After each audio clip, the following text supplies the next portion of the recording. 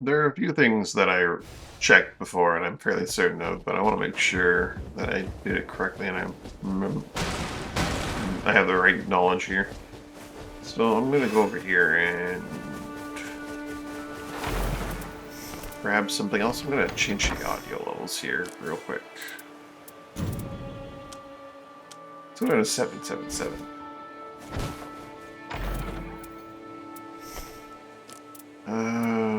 125. Let's crank this down to level 1 to boot.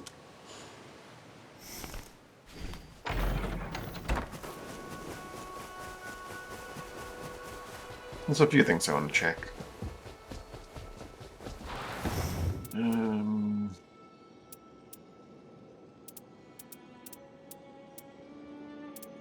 My green loadout here. Um,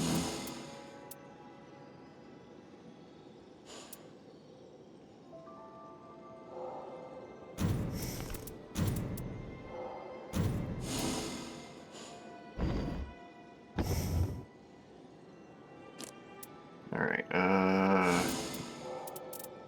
status effect.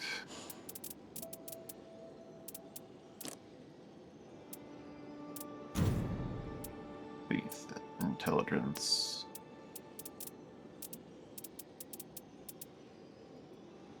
Dex +3.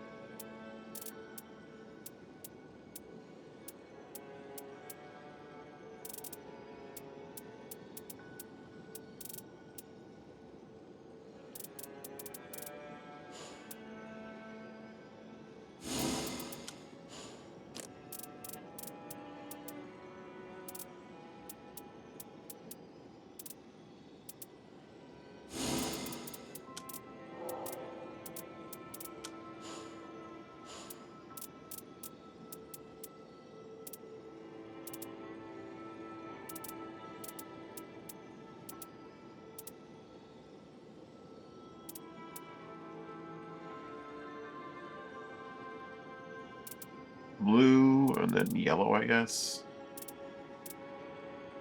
Well, no, blue. Green, blue. Don't really need to read this thing necessarily. I just want to see some, like, a lot of int.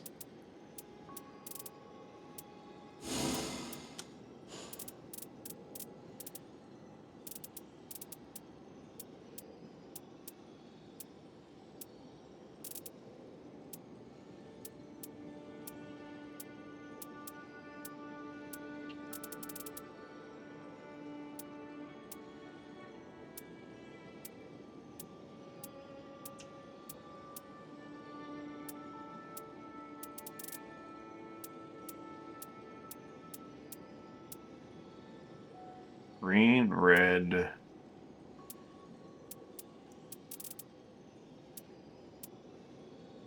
Red. I don't think I have that as the loadout, do I? No.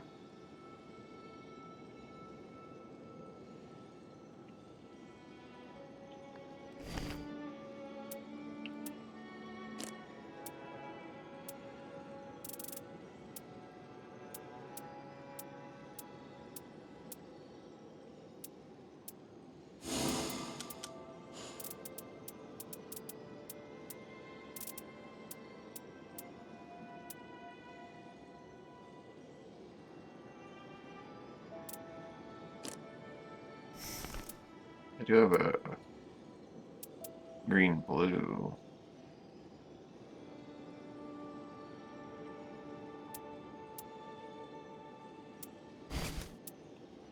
Red is a big thing. I guess I can go down here and do it this way. So.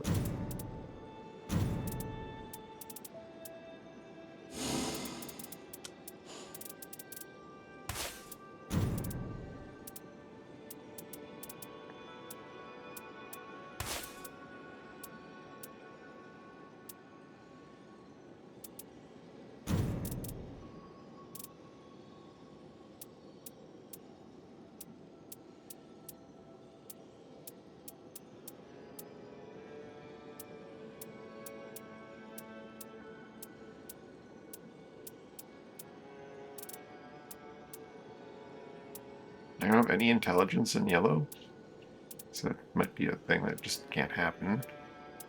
Or I just haven't gotten lucky enough that poise +3 is interesting. That might be useful. Because a lot of times, as a mage, I like to just poise through something and hit my spell. I don't have access to like the triple holy that would guarantee that. But,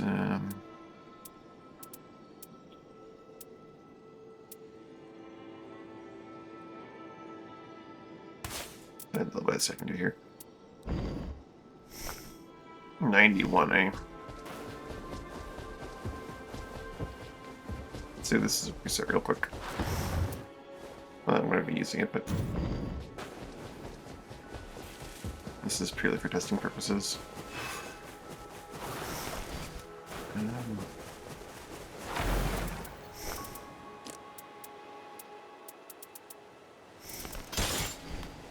Oops.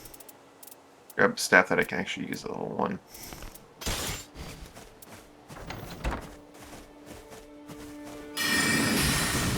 Nightreign.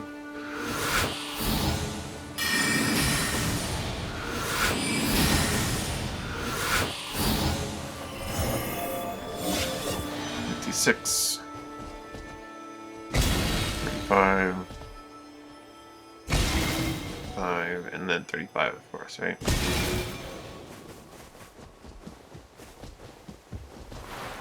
Oops, didn't do the actual testing of the other thing, right?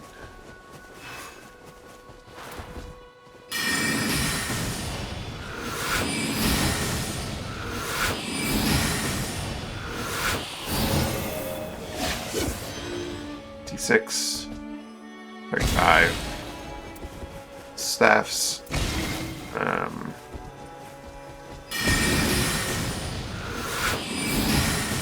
number value doesn't make a difference.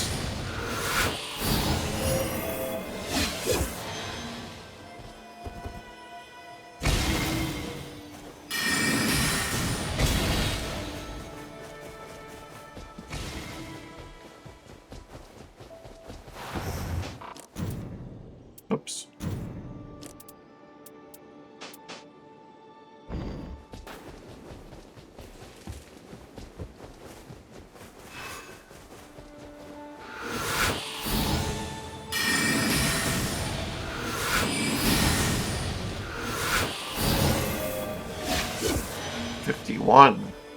So int does play a part in this. It will make my spells do more damage.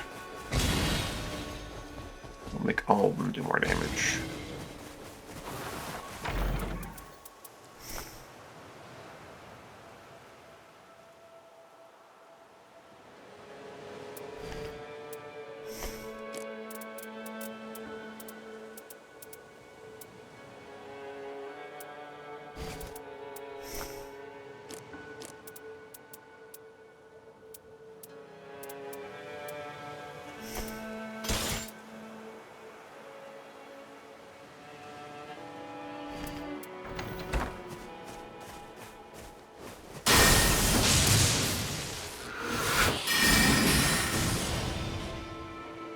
$135 on that lightning bolt, which should be fade scaling, but we'll see. $335 on that.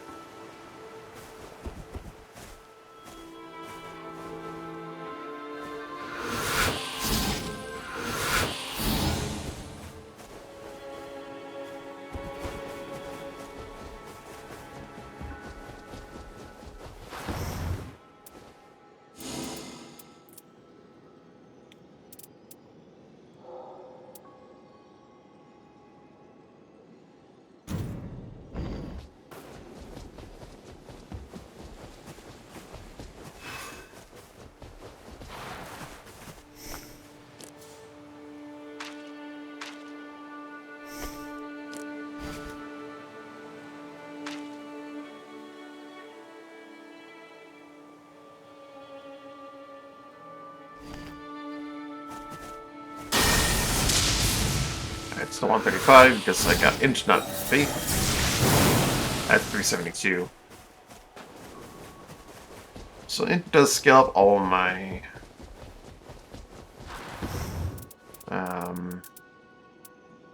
which things? Would faith do the same, though? Look for my largest increases to faith possible. With the same setup here.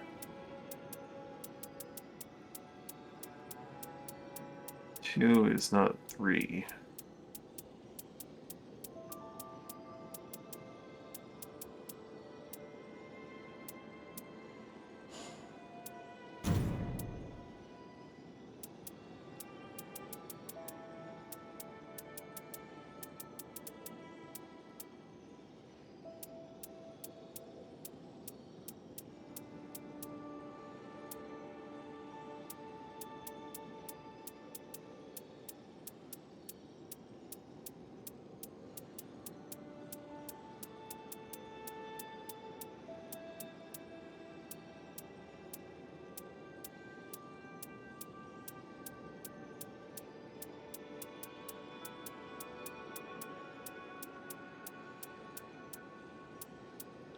A lot of faith 2s, and I don't think I have a single faith 3. Yet, of course.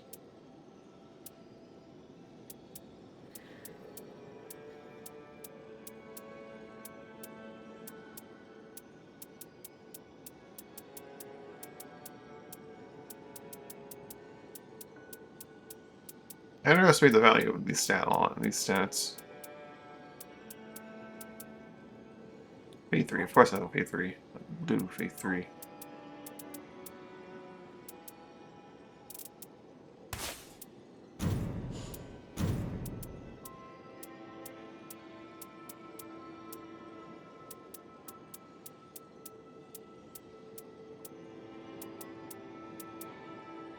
Phase 2. Let's see if that's a preset. Go back and remind myself of the baseline. Oops.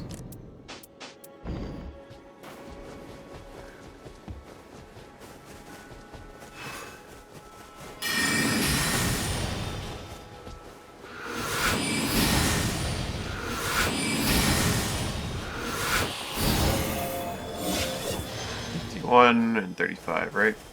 51 and 32. 31.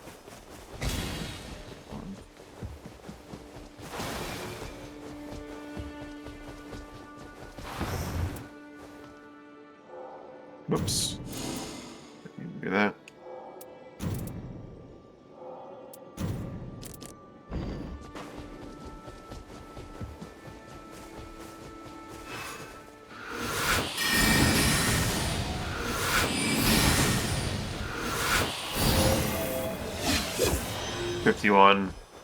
It'll be 31 again. So int is the only thing that affects my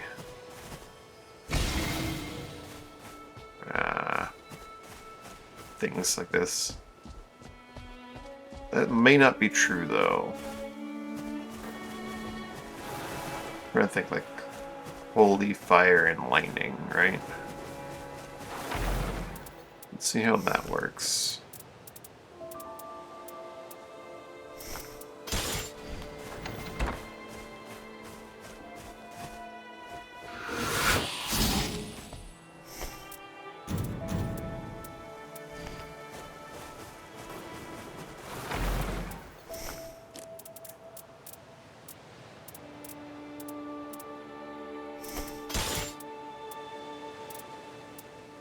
Get a little disc of light.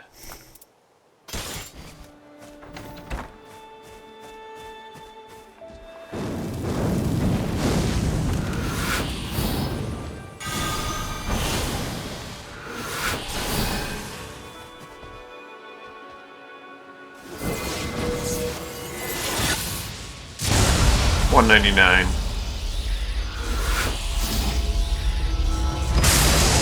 $6.99.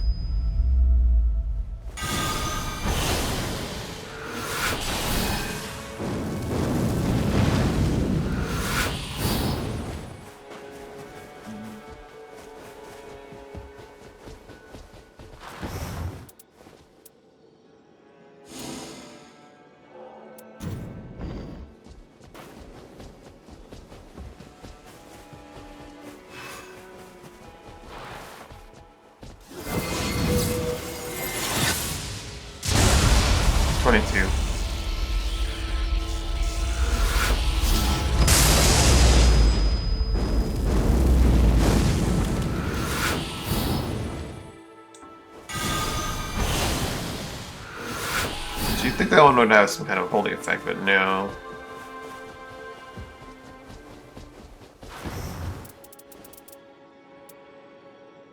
If you remove everything, I'm guessing it's going to go back down to 199.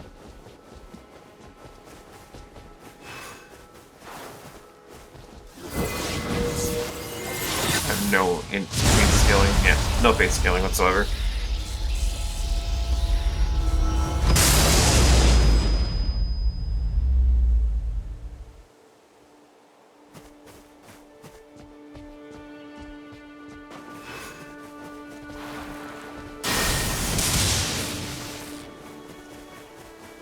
It has no in scaling whatsoever.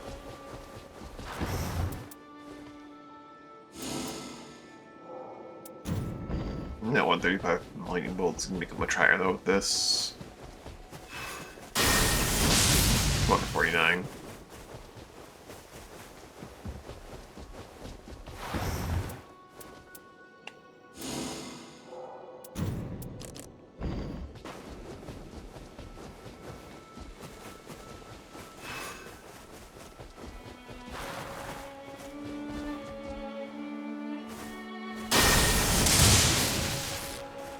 Yep.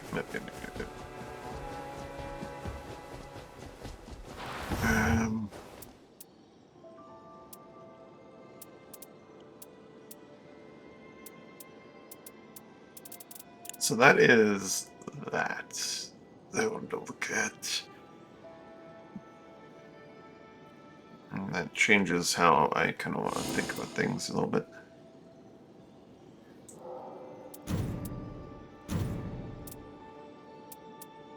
This last slot would do well with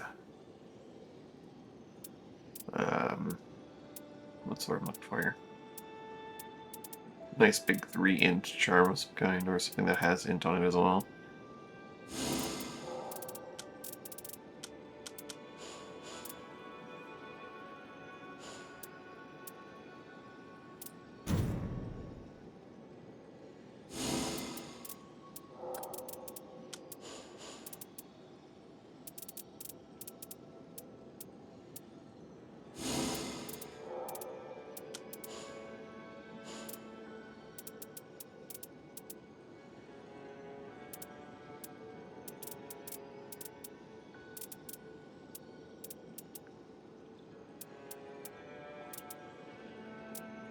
Force relics are also great sources of really unique effects that you're not going to get anywhere else, so let's go that route. But just pumping raw intelligence is a great way to boost the Recluse's damage through ability. Or, not passive, their character ability.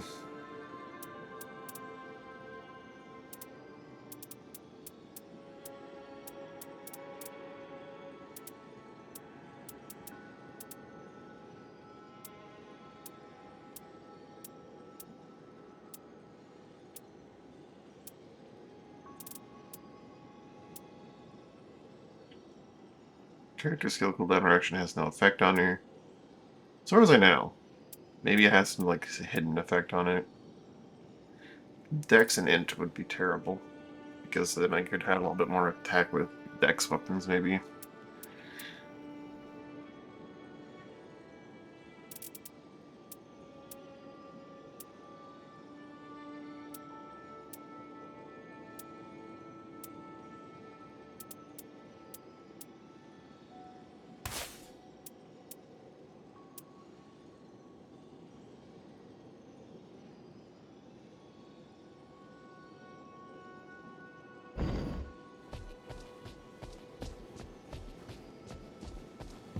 If I can remain in my Terra Magica, it boosts any and all damage I do, I'm pretty sure.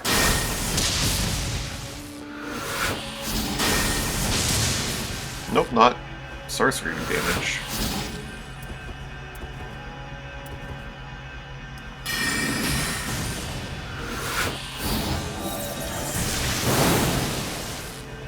$358.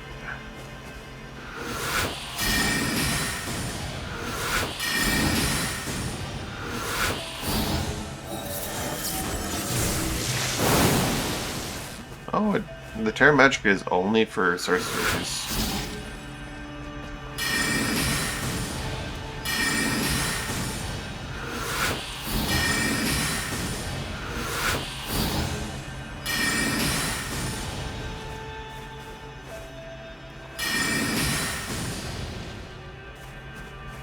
I thought it affected even incantations, but I guess not.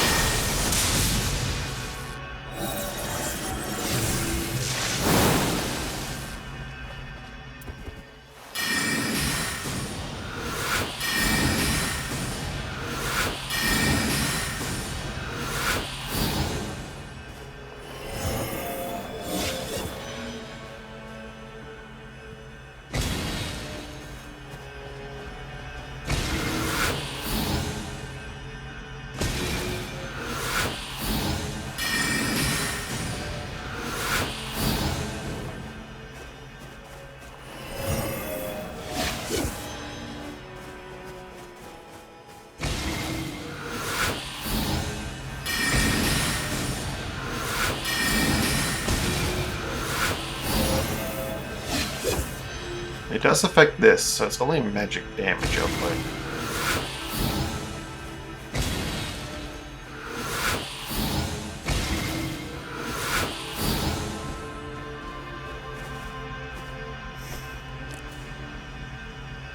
Improved sorcery while on sigil. Back to Terra Magica.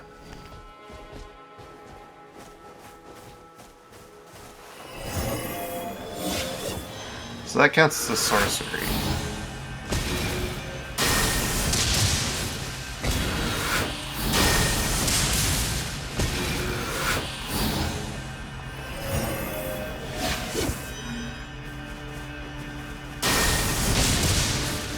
That's an incantation, obviously. Considering that the energy blade literally scales some pins, you would think this would be a sorcery as well.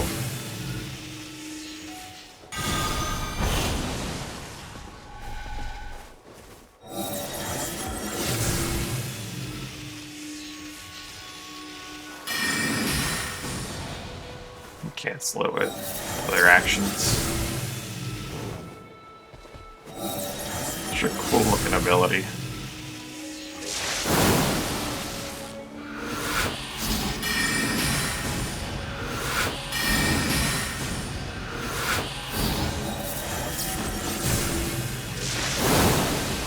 Yeah, that's actually not a sorcery. Interesting.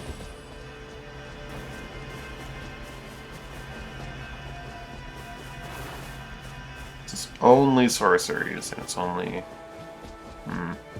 Maybe the Terra Magica isn't as worth it as I thought. It's nice, but especially when I'm doing the actual sorceries, but it only affects sorceries. Then, maybe worthwhile to just pump raw int.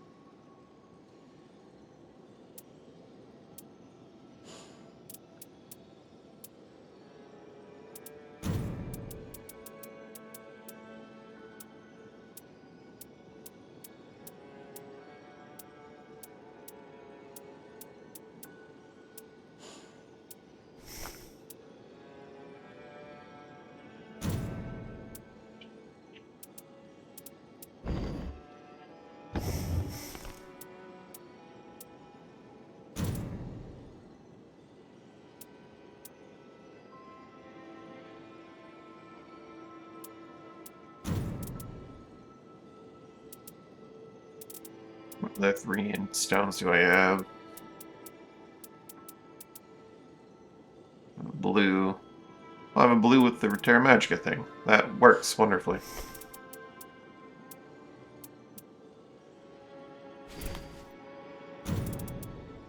Now I get to keep the Terra Magica effect and I get more int.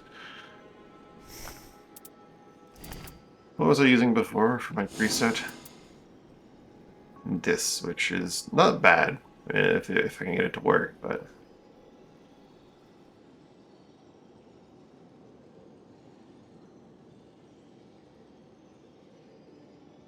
I do like the rune acquisition for self and allies.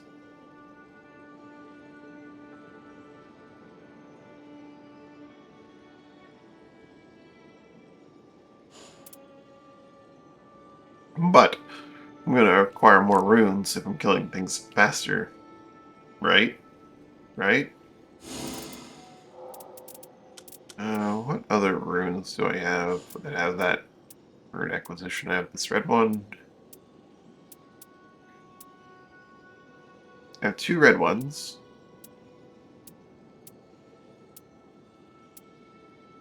I have this blue one. 2 reds and a blue.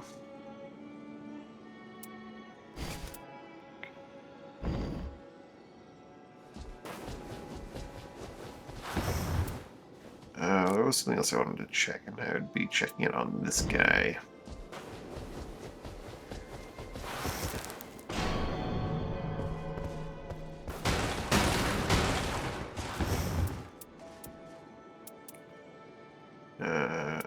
Frost, Frostbite, and Arcane Dexterity.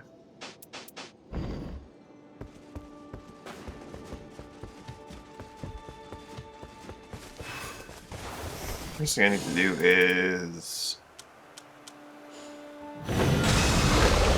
return alt to standard. Oh, I didn't realize that using that ends the alt, but doesn't drain the entire meter.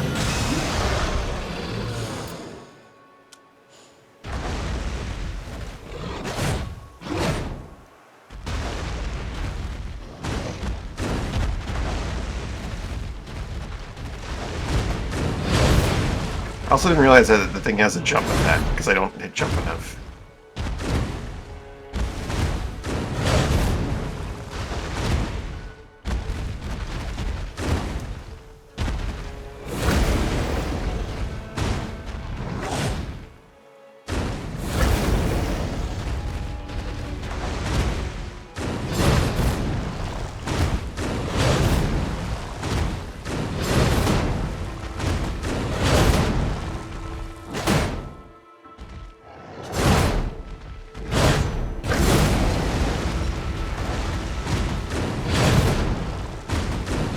Get dunked on.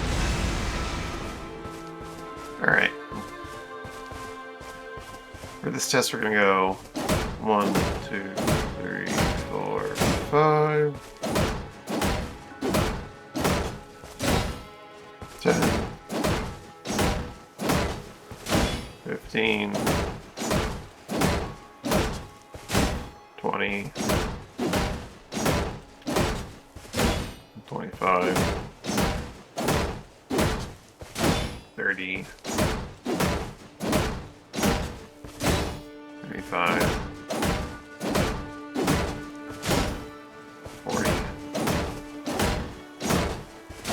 45, 50, 55, 60, 65,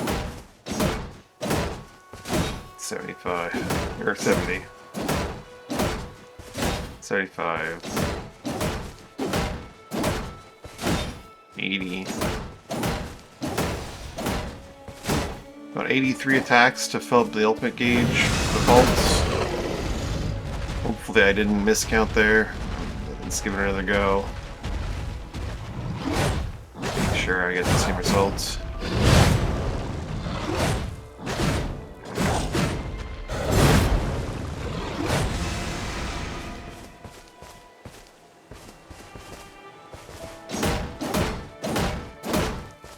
Five. 10. 15.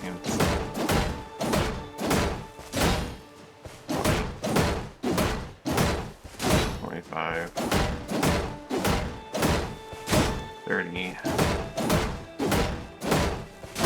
35, 40, 45, 50, 55, 60, 65, 70, 75, 80, 83. All right.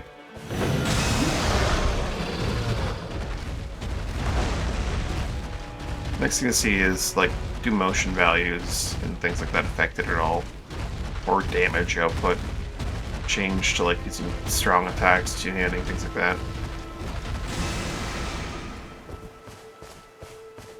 Let's see two-handing. 5, 10, 15, 20, 25, 30, 35, 40. It's looking very similar. 45, 50, 55, 60, 65, 70,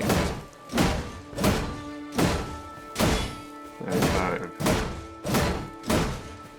80, 81. Only 81 two-handed. Or I miscounted somewhere and I did something wrong.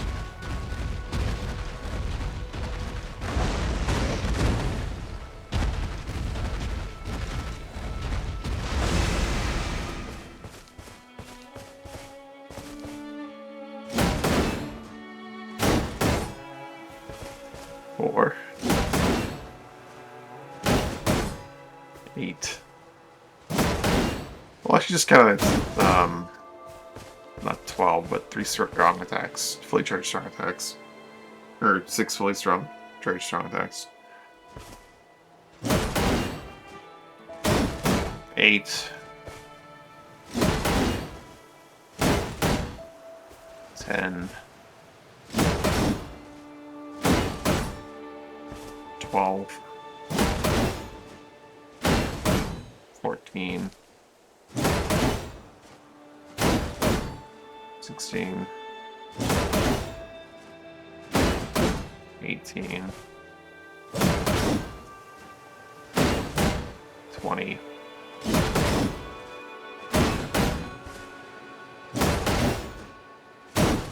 22, I think. I've definitely lost count and miscounted. 24. But it's clear that it's charging up much faster because of reasons. 6 down, let's go. Hey, oh, super. Transform and empty it again.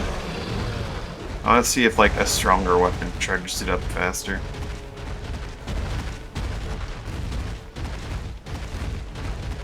So we'll go back to the one-handed slaps.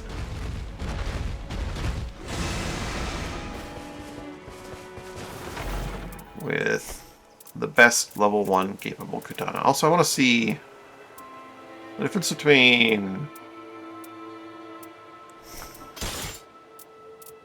being able to use a weapon and not being able to use a weapon. Let's get the best blue katana that I can't use. Put that there.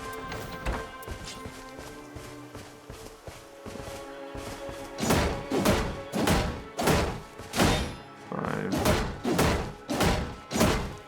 10. 15. 20,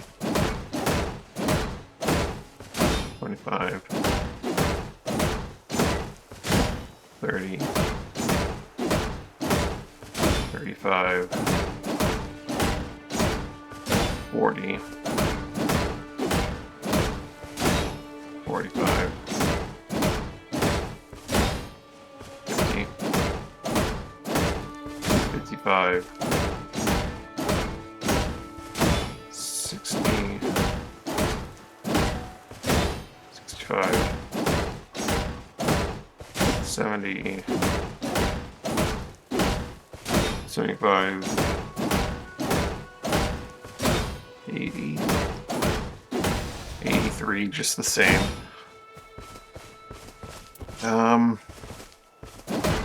24.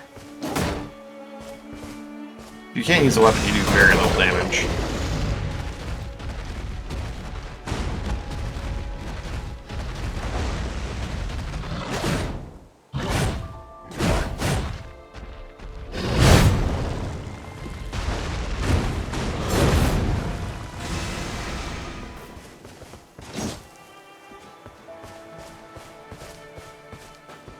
So damage doesn't seem to have an effect on it. Much easier to check, I suppose, and that'd be to equip thing that has dex, and only dex. Or would only recently increase damage dealt. I believe this weapon scales with what is it? The Executor's Blade skill.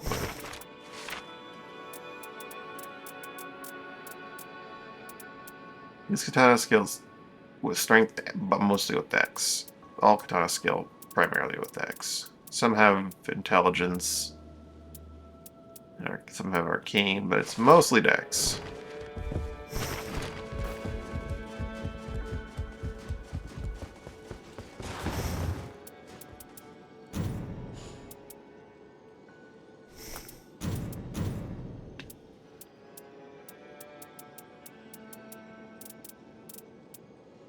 I know I have the timepiece that has dex 3.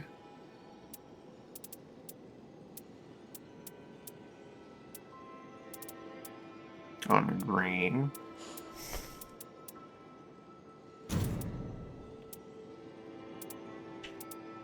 Actually, I have his flowers. I have that on green as well.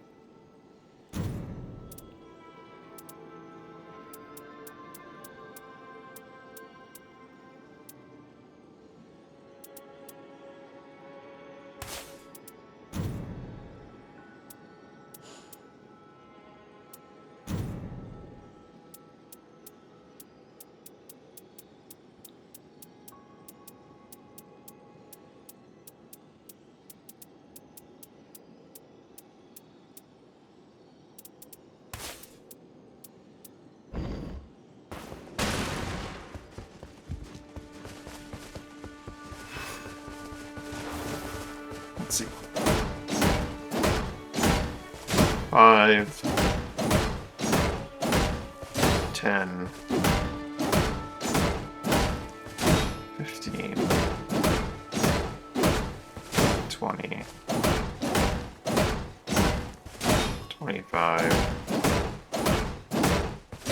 30. It's not looking any faster. 35. I could be wrong. 40. Yeah, it's about halfway point of 40. 45. 50. 55. 60. 65. 70. 75. 80. Wait, was that like 1 or 2 hits shorter? Also, this is a good question. Does it scale up my ult damage at all? 43. Having more dex. Let's check this again.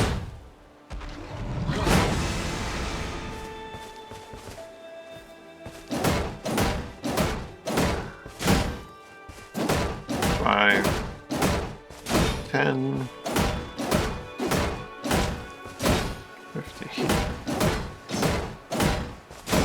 20, 25, 30, 35, 40, 45, 50, 55, 60, 65, 70, 75, 80, 83. No, it's exactly 83.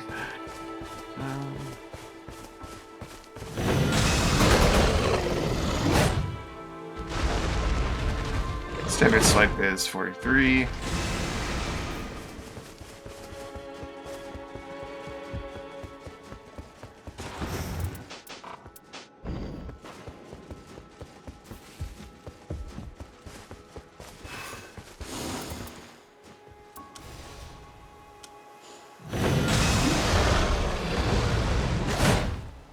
And it remains 43.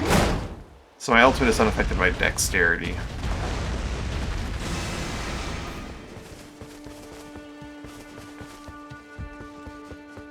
Let's try Arcane.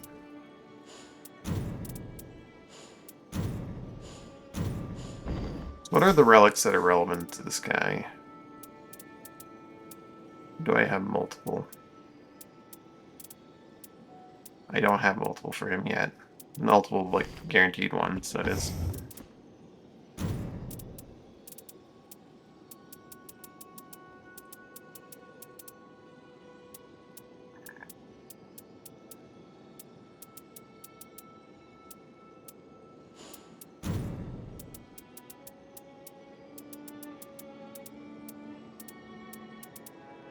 Let's see strength first. I imagine strength is not something that changes his ultimate's damage output, but...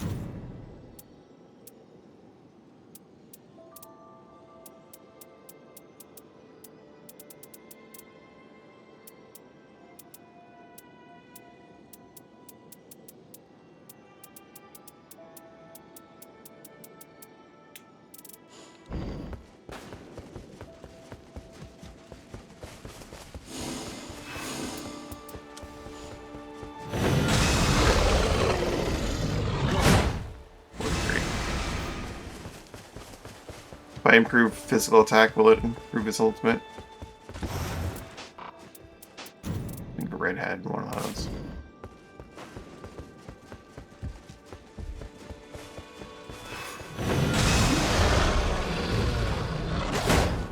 It does. So I want him to do more damage to his ults. He needs to not have... It's not stat up, so just attack type up. At least that's the way it looks so far. Let's see. His other stat, if you look at his codex, is Arcane. His other, like, primary super great stat is Arcane. So it could be that his ult scales with Arcane. Not likely, but it's possible.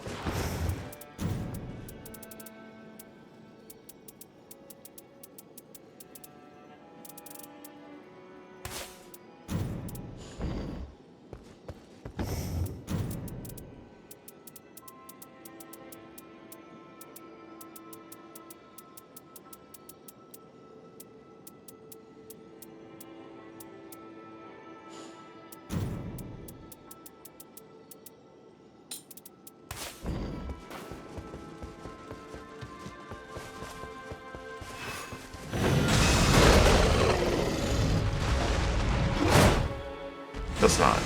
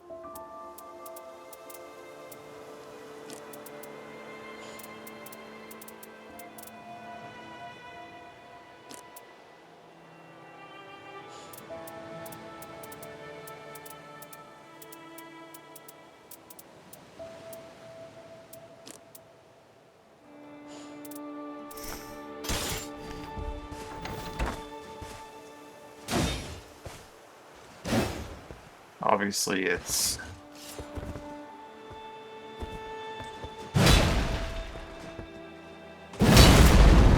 this that does that. Yeah. So it doesn't take effect. Really nice I can play around with effects that you can find on gear and not just these preset ones, so you can get a better idea of how they do and don't work.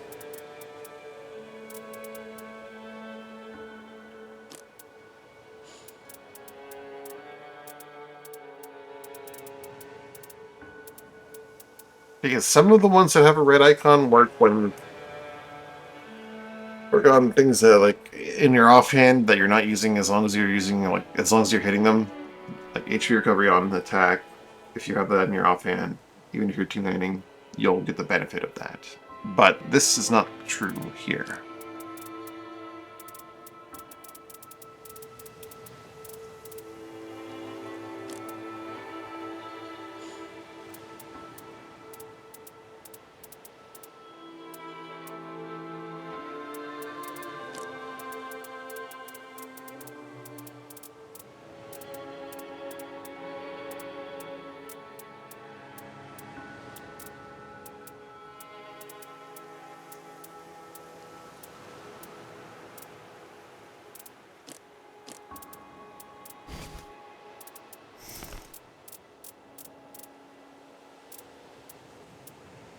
Yeah, let's try something that has really high motion value. Like an ultra great. That's not necessarily good for this character, but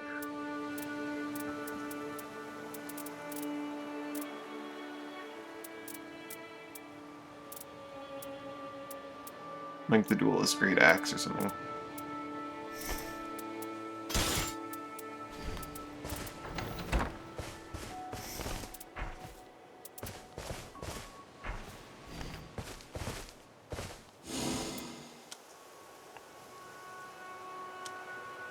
Gee, there's something I wanted to check out. I'm sure the same is true of the other thing, but ultimate doesn't scale with weapon damage, right?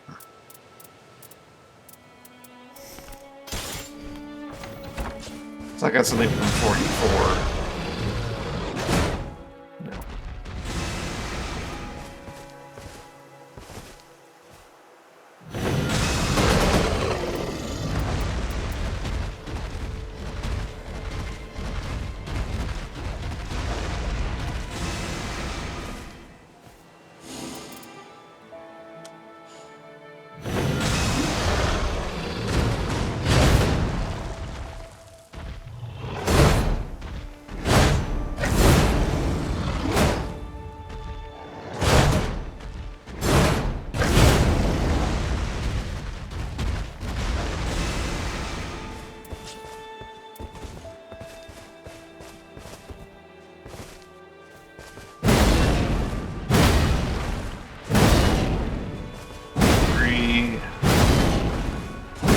Six,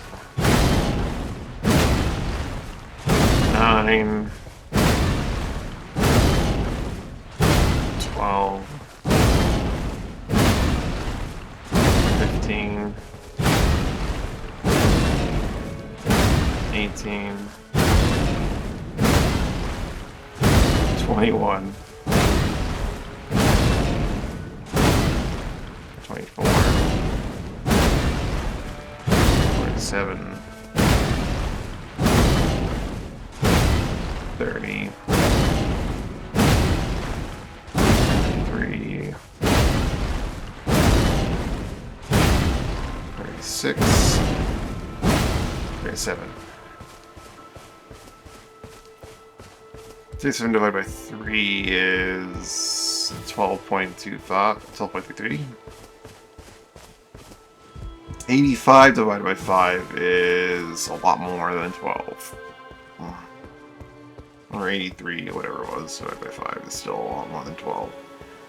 So, bigger motion value, bigger ult gain. This does appear to be a true.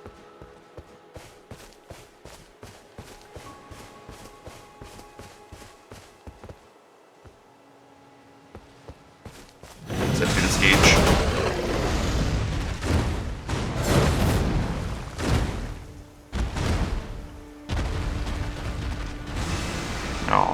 Check it out here.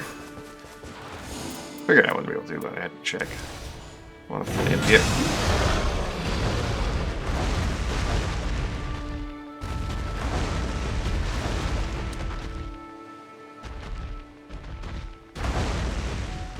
It still pivots like really hard if I try to go one direction than the other.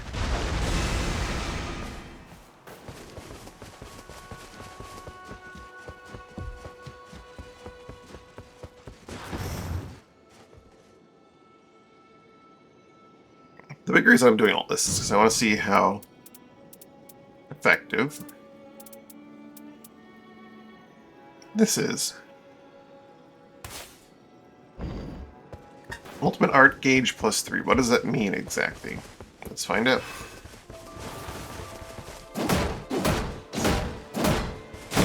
Five, 10, 15, 20, 25, 30, 35, 40, 45, 50, 55, 60,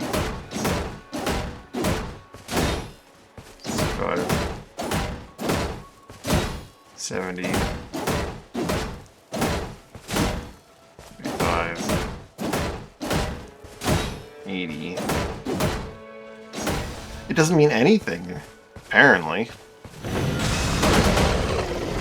Oh, I see. Makes your ult stronger. Doesn't change how fast it charges, it makes it stronger. This is how you make your ult stronger. Specifically your ult. Okay, so ultimate art gauge isn't how fast it charges. It'd be really nice if there was some kind of help menu here and you could be like, oh yes, this is how strong your ult is, not how fast it charges.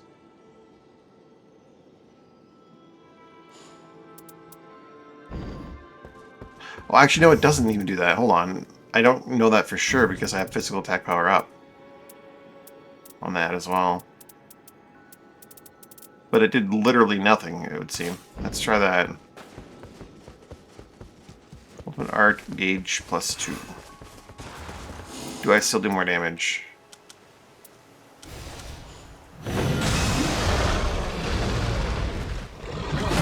No, I don't. I have no idea what it means.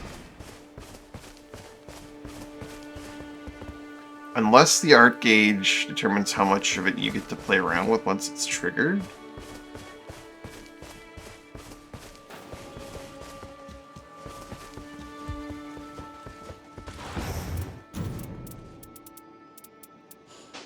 Move it all. Which would be very, very niche and very useless. But it took 83 hits with 0 modifier and 83 hits with +3 modifier. So that it did nothing. Let's see.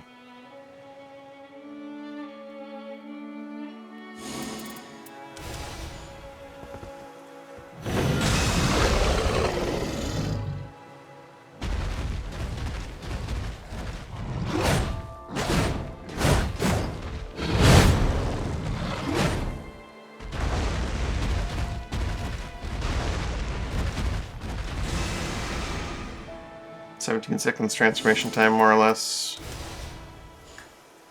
Hit R. And just sit. Let's just hit R and then sit.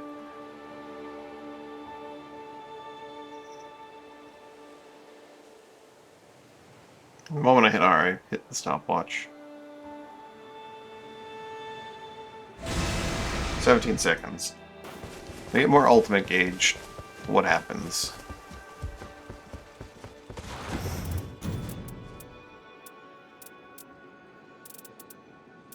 One of these big red ones. What was that one?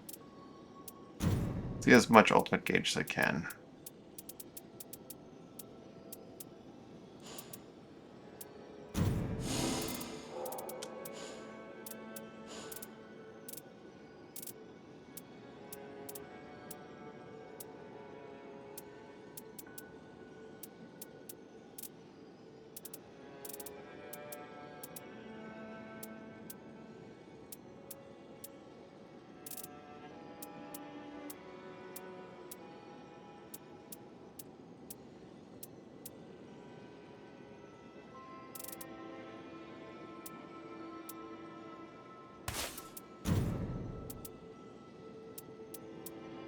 As long as it's 2 or higher, I'll take it right now.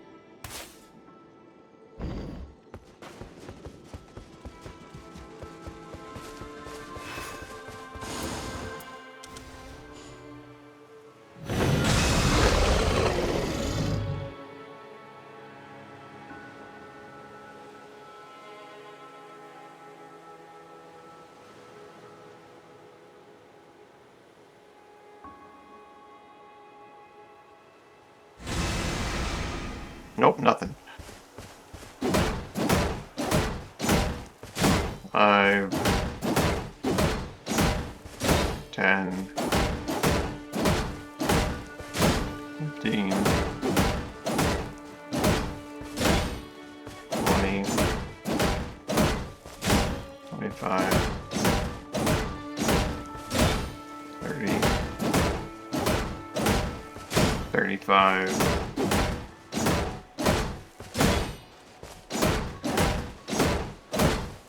45,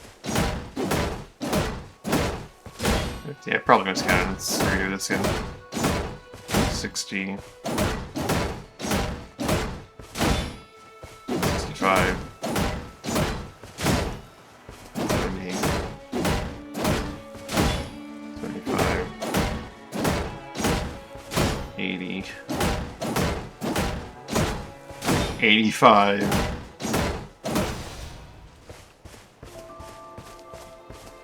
89? That can't be right.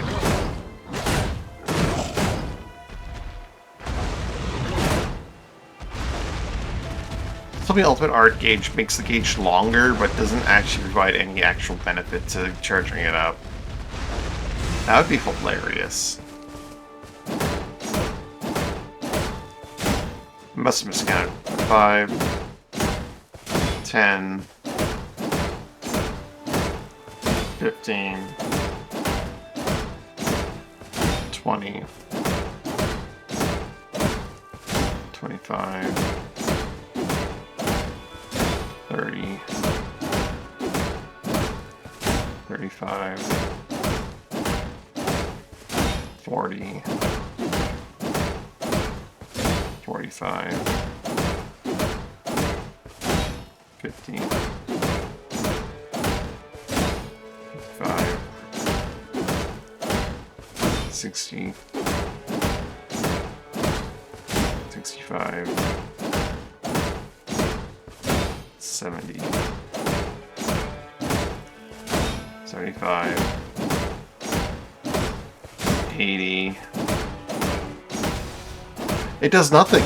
The ultimate art gauge stat does literally nothing. As far as I can tell, it doesn't make your ultimate art gauge charge up faster.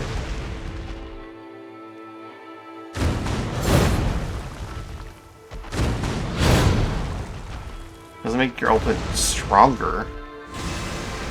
It's pure placebo.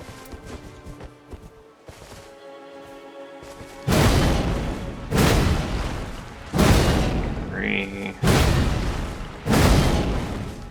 6, 9, 12,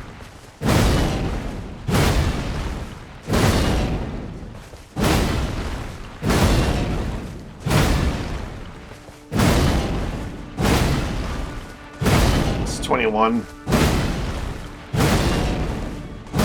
4, 27, 30,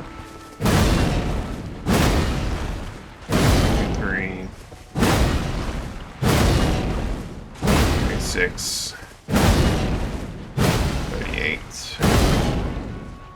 The ultimate art gauge stat on relics just doesn't do anything.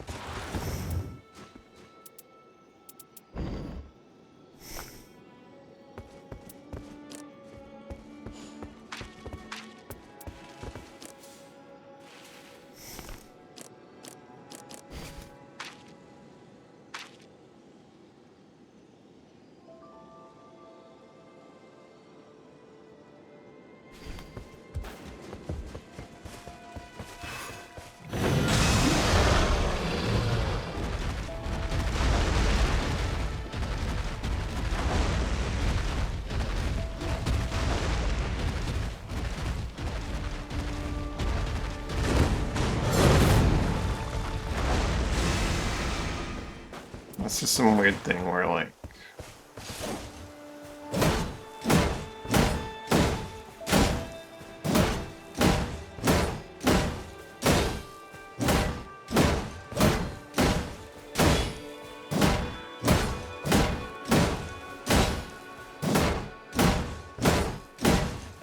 five, 6, 7, 8, 9, 10, nope, 11, 12,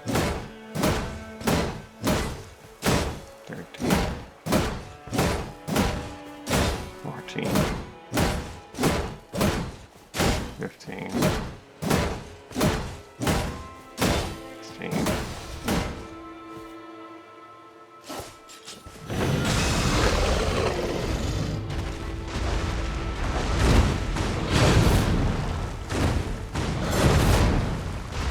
and the jump gets some pretty good air. I guess it has to, because you probably can't double jump or grapple onto surfaces.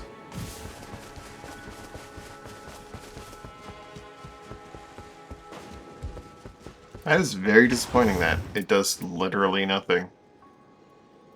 The stat that I've been wanting to, like, stack to see how fast I can charge up ultimates doesn't do anything.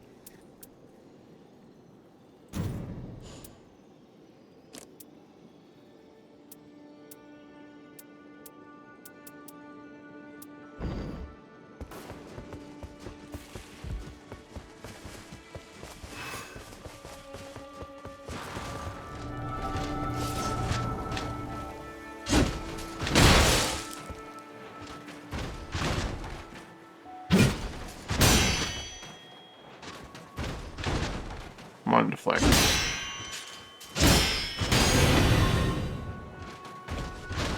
More deflects. If I just block normally and don't deflect.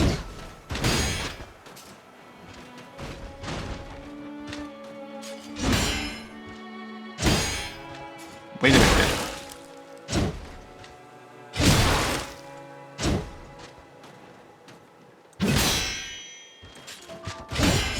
Being in combat slowly charges the gauge. Oh. I wonder if that's what it's referring to. How fast it charges naturally.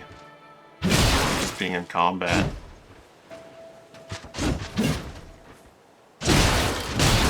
Getting hit doesn't make you charge up the gauge any. This is something worth looking at. Hold on.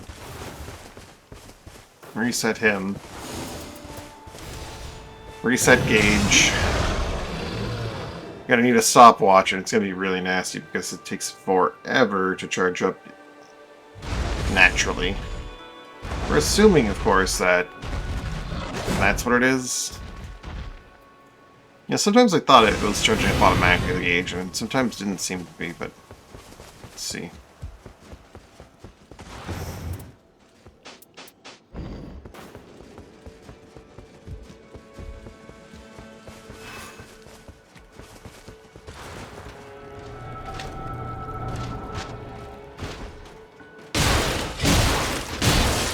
I'm just gonna start the stopwatch now. You know what? Let's restart this method here. The moment I hit the button on turning him on, I'll hit the stopwatch. It's gonna take probably minutes to actually fill this thing.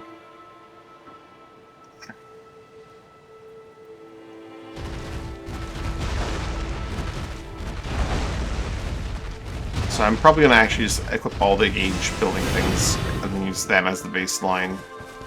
And then see if it takes longer than that. Let's go back here.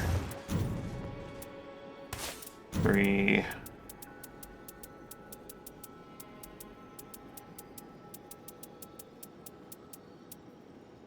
2.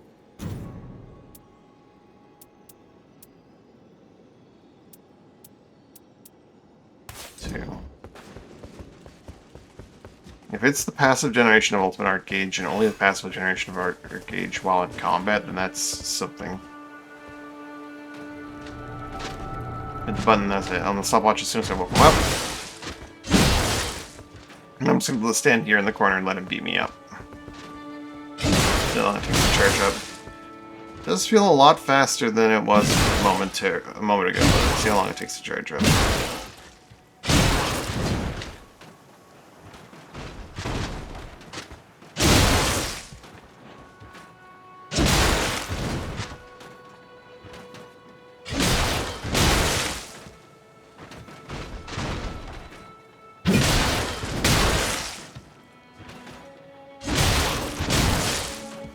It's not looking very good, having already been 45 seconds and we've gained maybe 10%, 20% of the bar.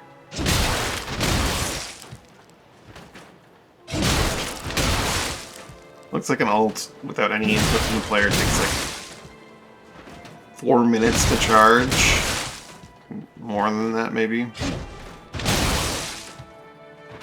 As long as they're in combat.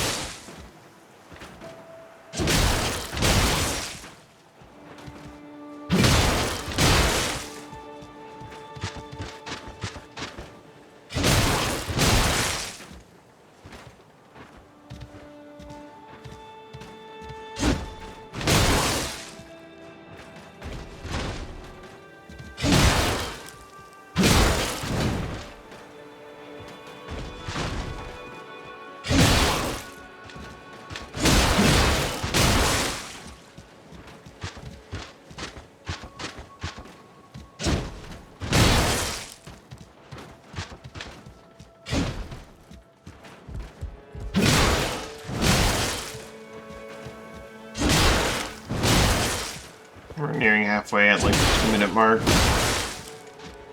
Actually, not even quite halfway. We're reaching like the 45% mark at 2 minutes.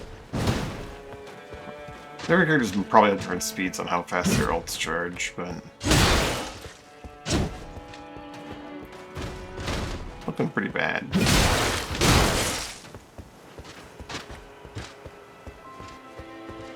Yeah, the whole reason why I wanted to check this on this guy in particular is because I kind of want to try to make a build that's just dog mode all the time, but that's looking not very possible considering the stat that I thought would help build up gauge faster doesn't actually do anything. Well, I say that, it might do something, but it's looking like it's a very whole lot of nothing something.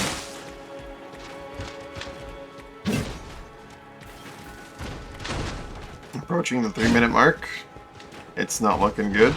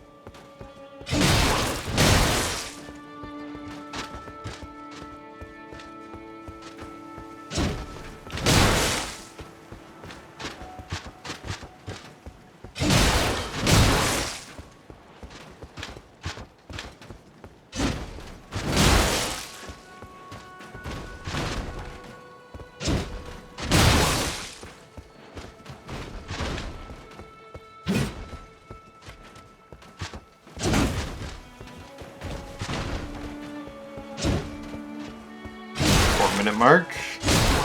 Right now.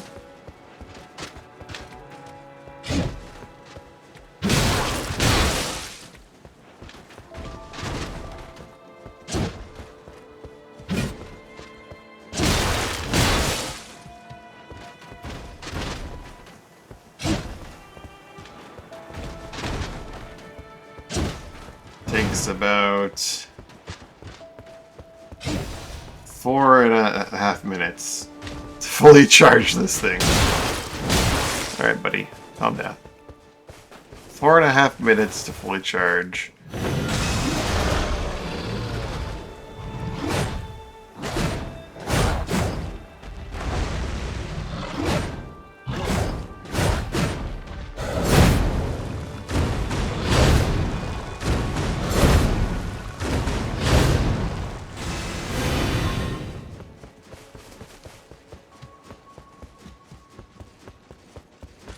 That's with 50 stack, 7 open art gauge bonus. It might just be +3 because it might just be the highest. Let's see. 4.5 minutes is our standard. If we're not fully charged by 4.5 minutes, then something's gone wrong.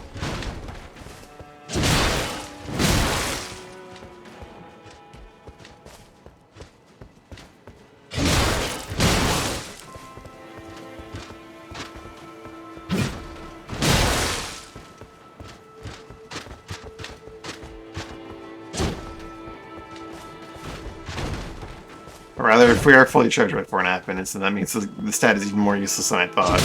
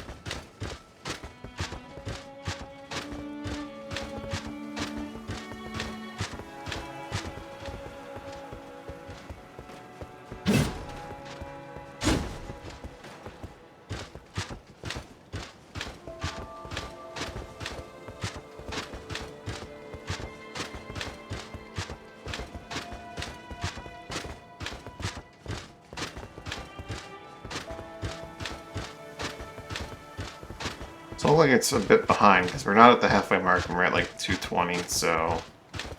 It does look like the Ultimate Art Gauge Plus is a stat that affects the passive generation.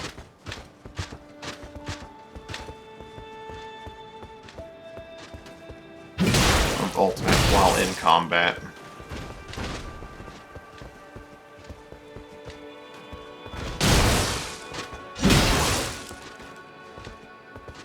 That's, of course, the reason why we're behind is because taking damage also builds your health gauge, but it's just not visually obvious.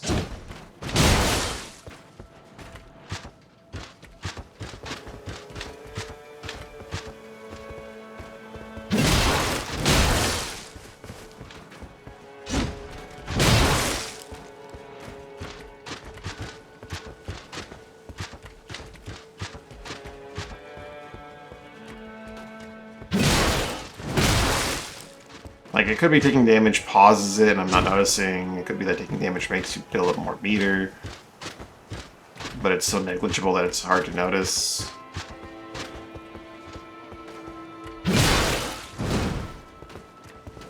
almost at the 4-minute mark.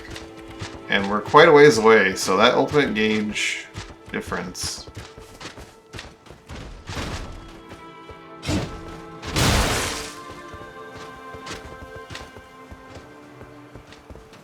And the real test is, did all those numbers 322 stack, or was it just 3? Because we're at 4-minute mark here. 420 is with the cutoff point, so like, or 425, I guess. It was almost 4.5. Run away at 425 and mark it off there.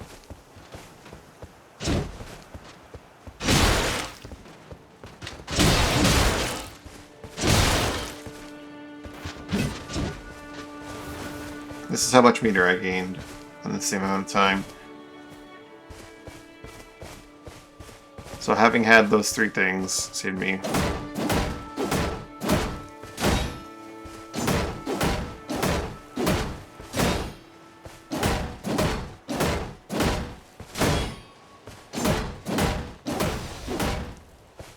About like 4 full combo chains worth of hits over 4.5 minutes. Let's see if plus 3 is the only thing I need to get the 4.5 minute full charge mark thing.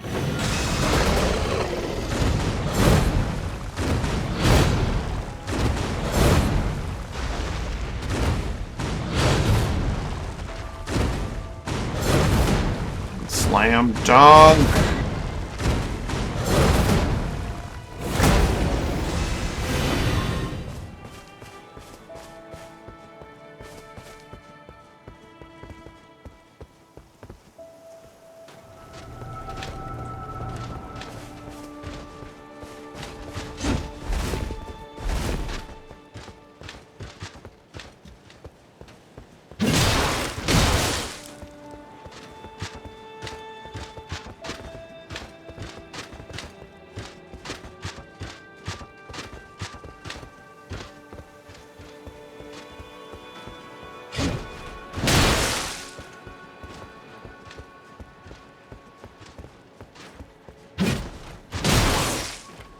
I'm here for like an hour 20 and I've actually done it in a single run.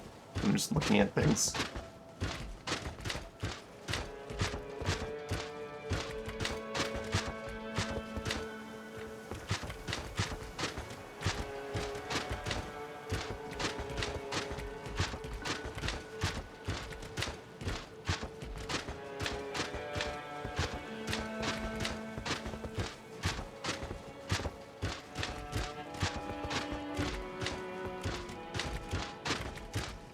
I should have seen how long it took to fully charge in the baseline. So I wouldn't be surprised if it's like 6 minutes. Fully charged baseline.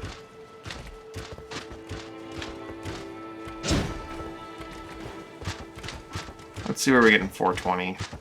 I'll make some guesses and some assumptions to solidify our understanding, which is not the greatest way to do it. But I feel pretty confident in this particular avenue. So I am guessing it's going to be like 6 minutes for the baseline. I don't know. And that the 8 points, or yeah, 7 points I had... No, sorry, yeah, 7 points. More significant in that effect.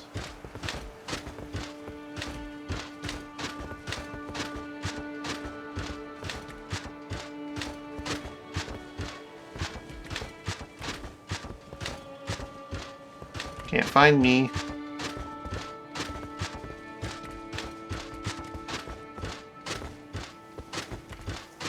Can't find me.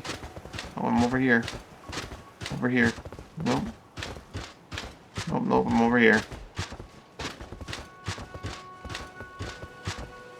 2:30, we're about halfway. I guess we're not going to get there at 4:25 like we did the first time.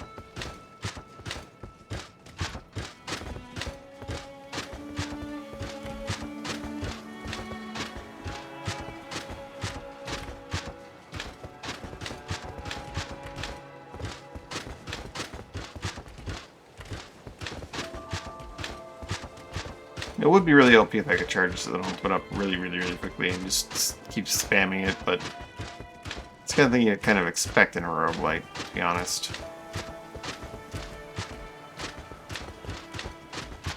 I guess Souls games have a certain amount of integrity no matter how much you make them into a roguelite.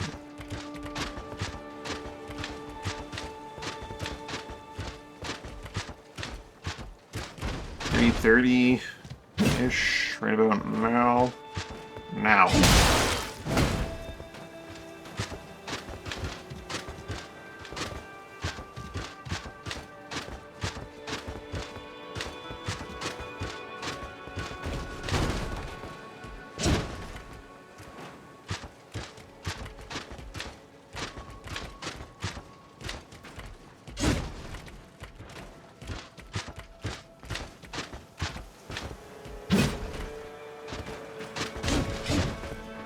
Four minutes. We're not going to get there in 420, almost certainly.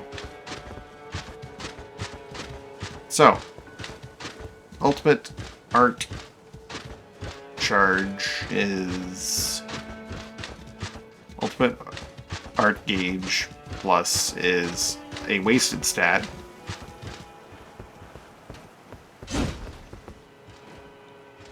Because it takes too long to be practical. Well, I say that.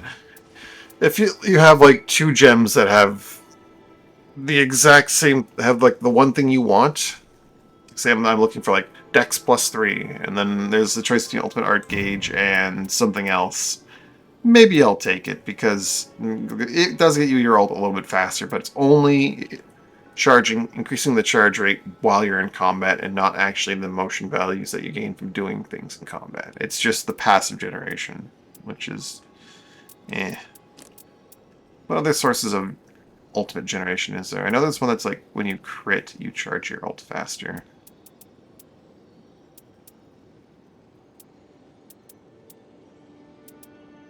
I know Wilder has a thing where his ult gets charged up by doing things.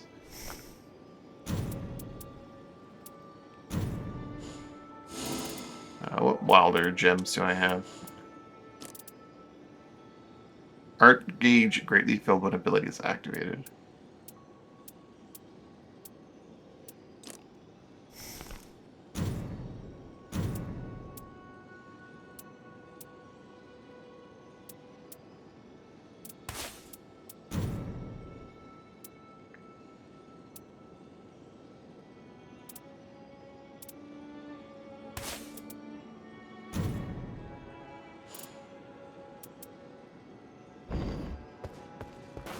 Check out Wilder. I'll see how greatly is greatly.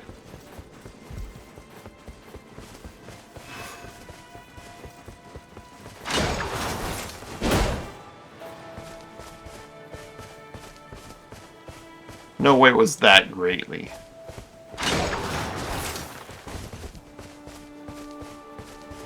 That's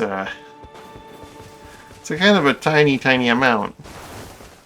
I mean, it's visually obvious, which is something.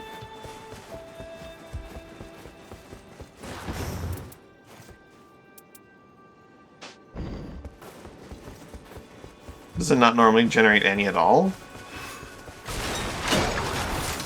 No, normally it generates about that much.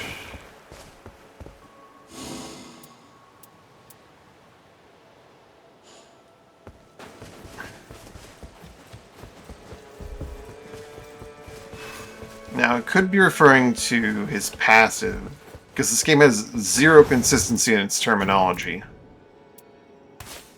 Like, none whatsoever. I don't know if I can trigger it here, because I'm not ever actually technically close to death. I'll never actually die here. Yeah, I'm not able to trigger it here.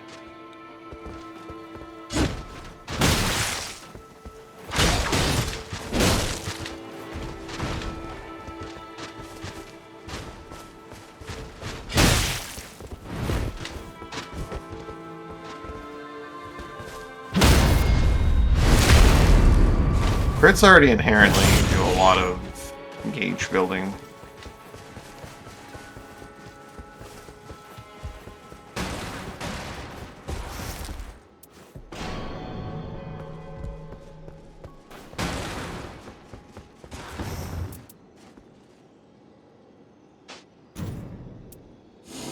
Even wilder things here.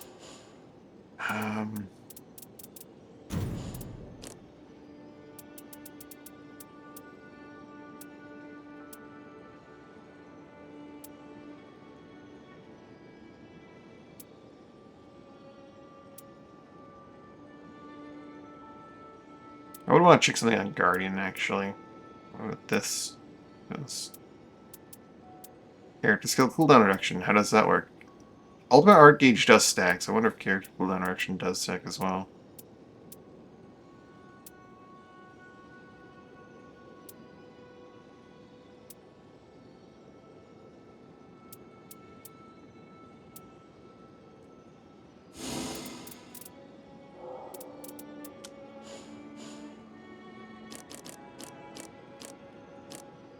I need to look at this.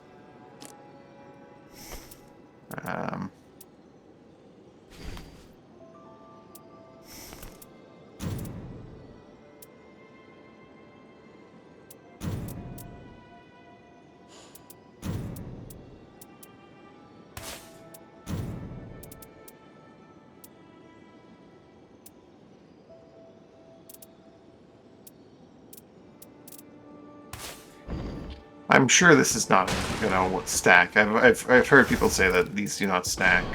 And it makes sense. They're modifiers that, like, change how it works, but it does say +1. It does just say +1.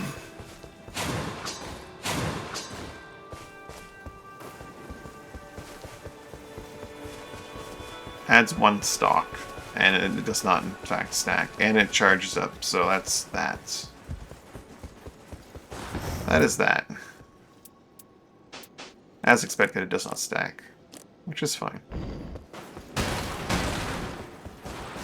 Character skill modifiers do not stack.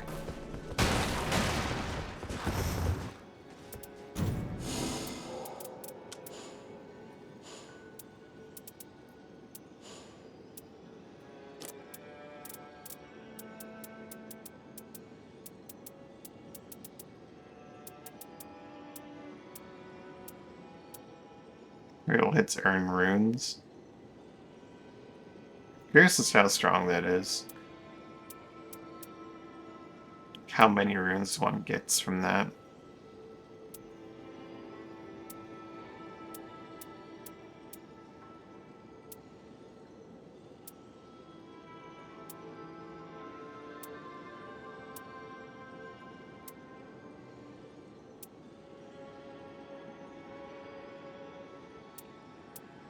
The enemies fills more of the art gauge.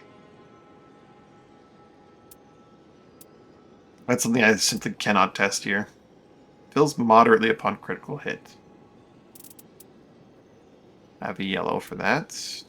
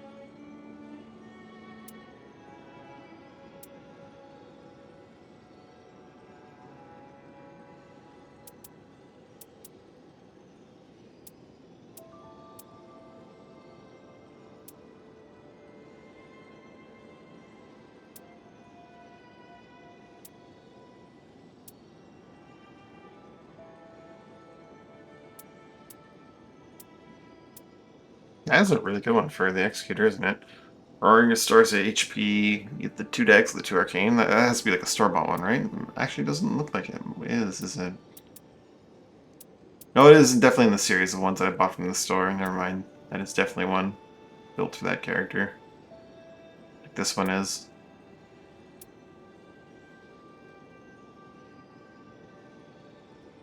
Oh, there you go. There's a consistency in it, ability. So the Greatly Fills gauge is when the Wilder...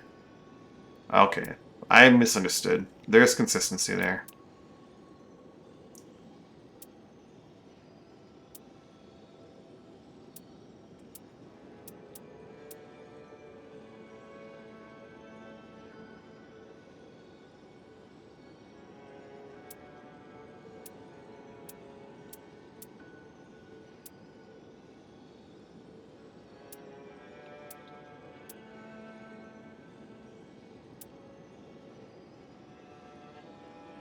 The Baron does the crits moderately. Improved critical hits as well.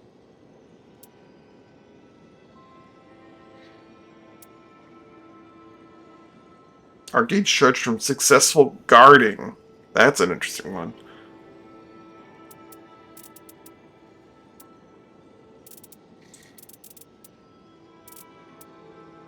How much are we talking here?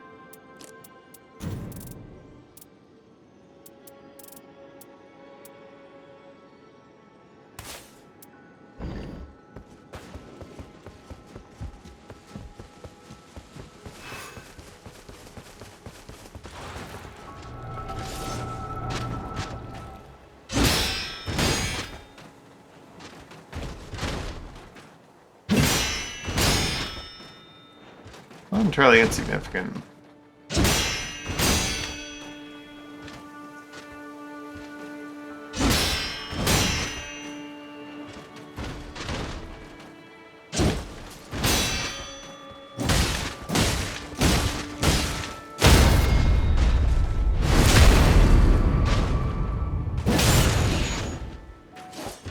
It still looked like the best way to charge a ton of meter.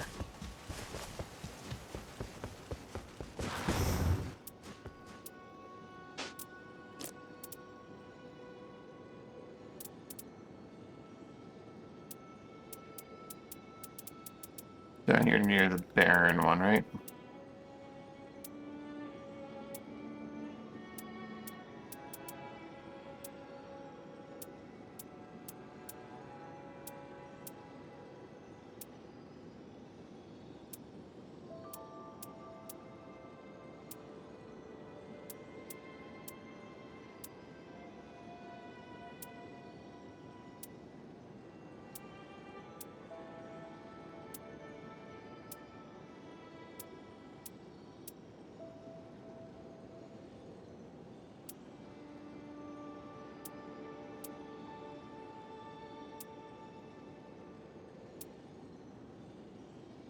Moderately upon critical.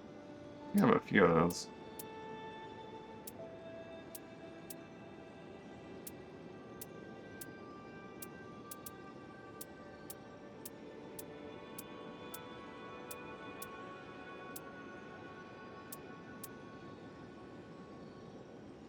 So use our HP for self and nearby allies when HP is low is neat.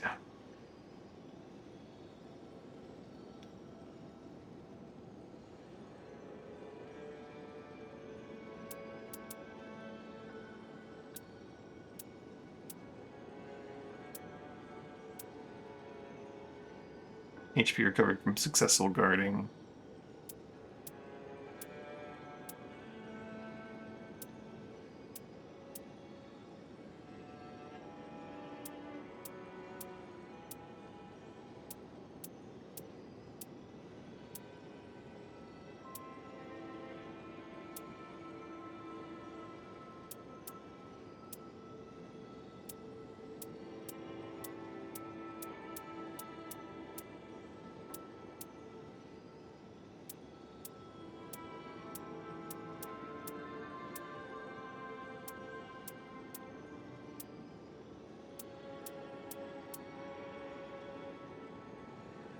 Drawing any attention while guarding is so huge with that blue.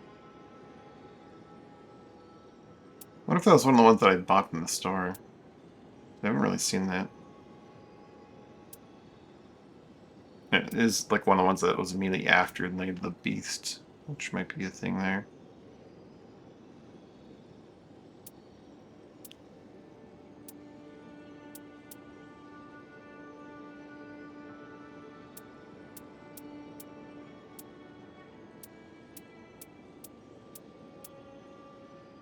Beating enemies feels more of the gauge.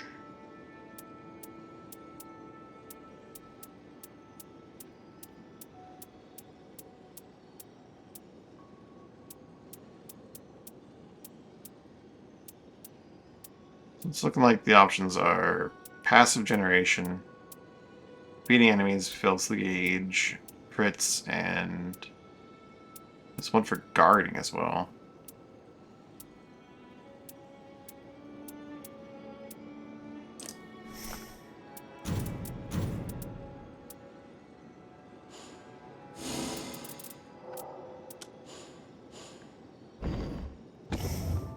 Not too far back.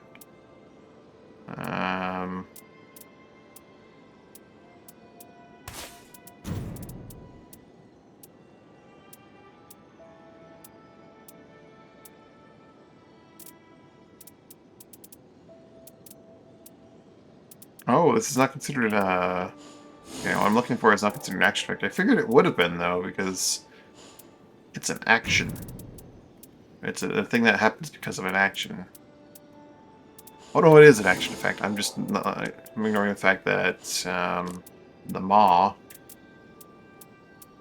is blue. Baron is blue.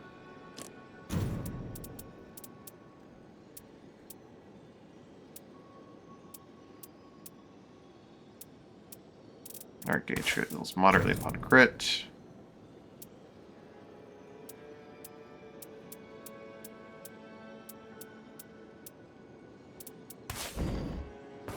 See how big this crit fills our gauge here.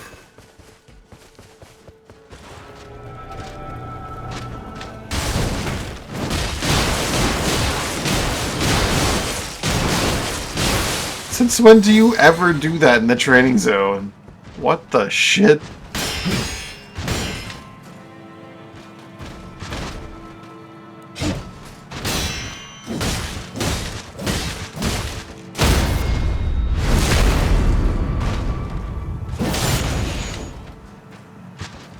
Wow, that did nothing. It did exactly as much as it did normally.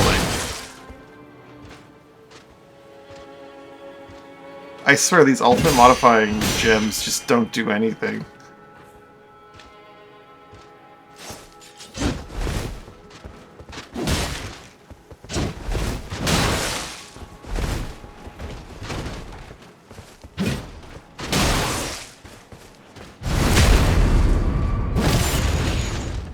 The backstab was pretty significant.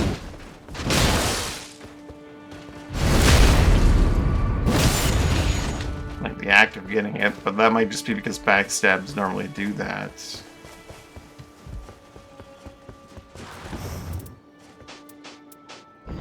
My understanding is critical hits are critical hits, period, but it might be that backstabs are different from other crits. They are. That's a significant difference in how much gauge built up there.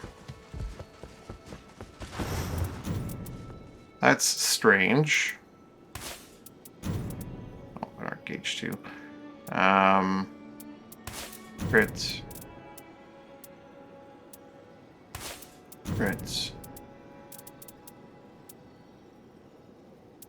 Where is the last one?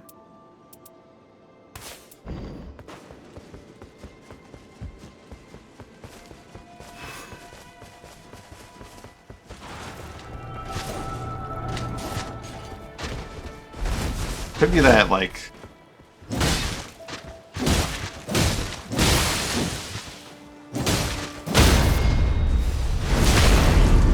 crits with my Demon Blade don't count? Oh.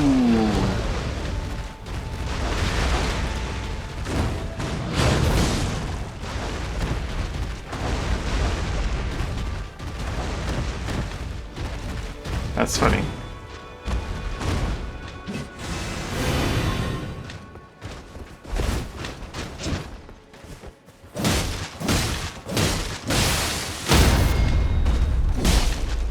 Why did it? Oh, this game, man. It's really bad for getting crits in this one.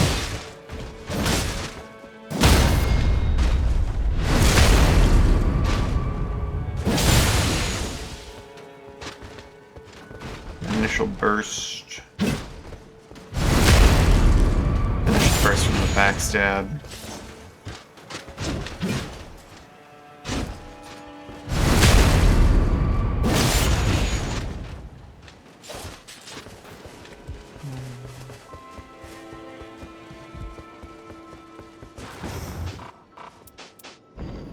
It's looking like all the ultimate boosting gems are just not worth ever focusing on primarily, and are just a nice thing to have.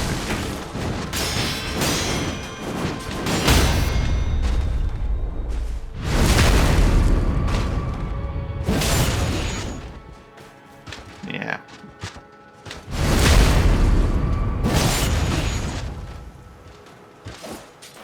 Like, the number of crits I'd need to get to fill that gauge would still be way too high.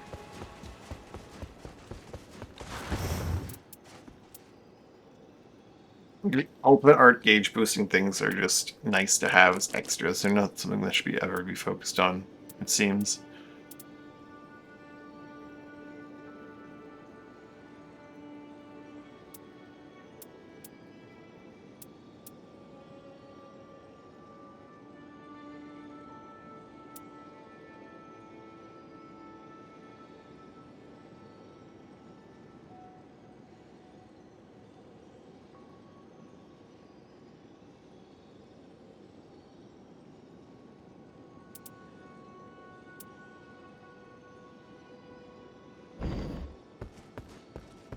I want to take a look at the Guardian and see if what I want to do is possible with what I have, or indeed possible to do at all.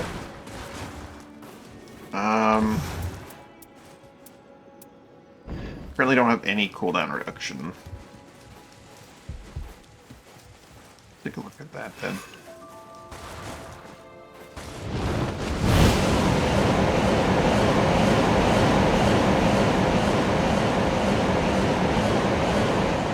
Effect itself lasts like 8 seconds, give or take. And the default cooldown is about 15.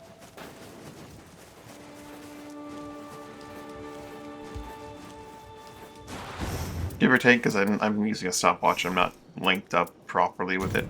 Do I have any like cooldown reduction stuff here? In the all green category, 3.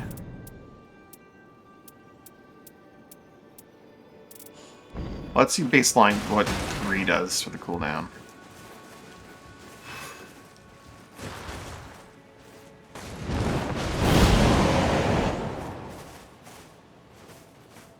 From what appears to be roughly 15 seconds, maybe a bit less because I'm hitting the button at the same time as I'm hitting the button to activate the skill, to about 13 seconds. That's not terrible at plus 3. Now, the test is, do they stack?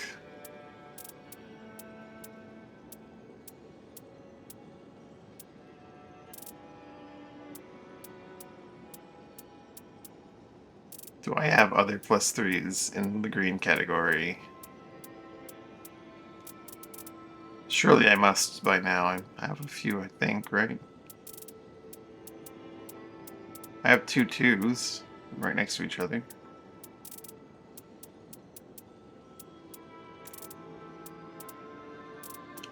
That's simple enough.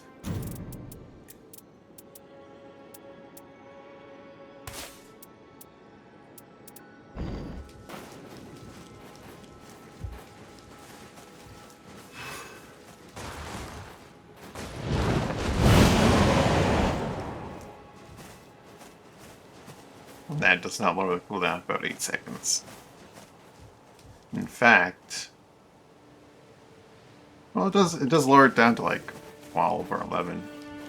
But the dream of locking someone down with 1 Guardian's win beat is not looking very possible. Maybe if I had nothing but 3s,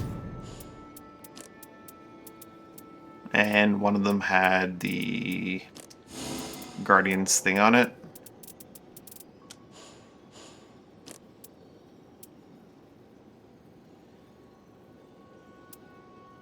It'd be good.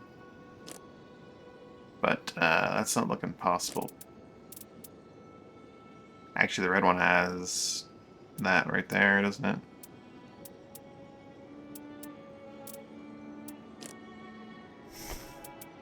Red, yellow, yellow, or red, or universal yellow, blue.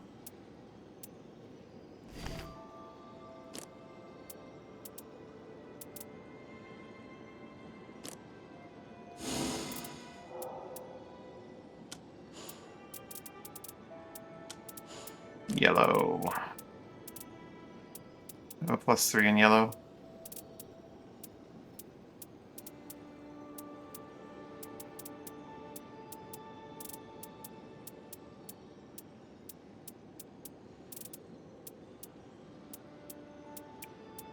This isn't practical for final bosses or anything like that, but they could be really crazy against certain groups of enemies.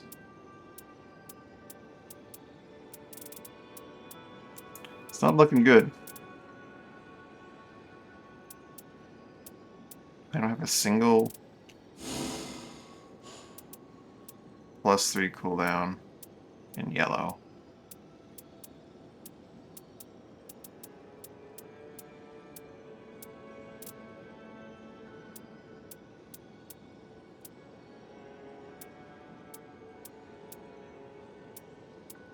Oh yes, that's something like that too. What boosts the damage of my wing beat? If anything. Probably physical, right?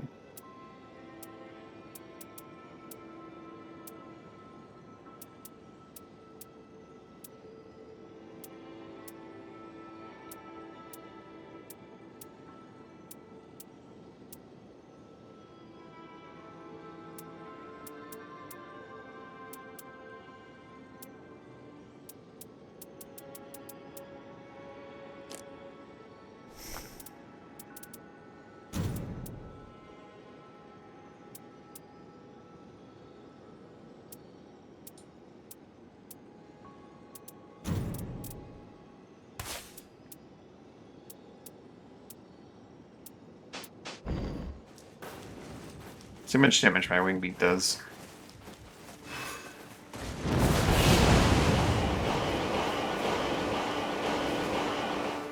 $104 uncharged.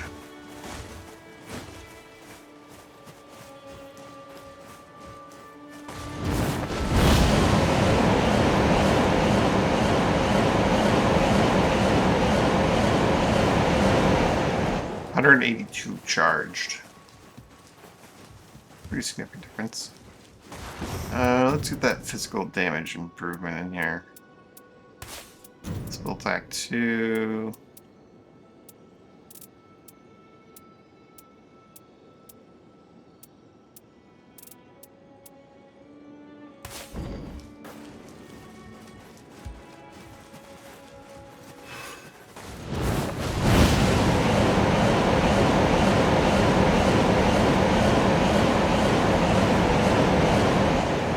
$196.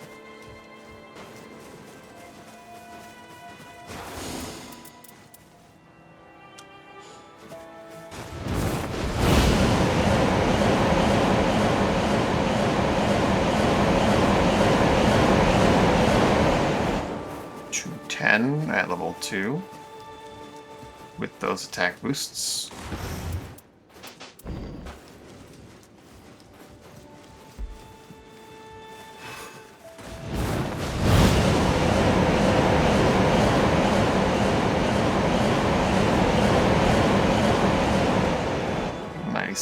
Without. Actually brings up a good question for Grief Boost that I didn't really consider.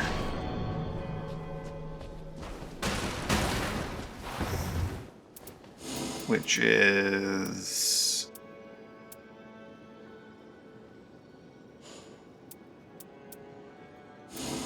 the intelligence 3.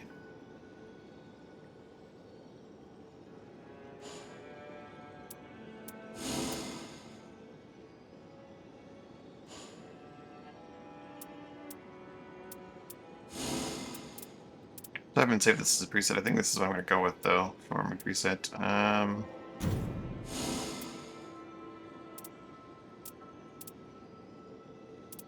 It's the same, but slightly different.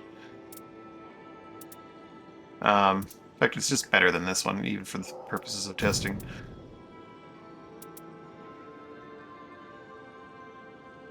Now, instead of this, do I have one that's like magic attack boosts?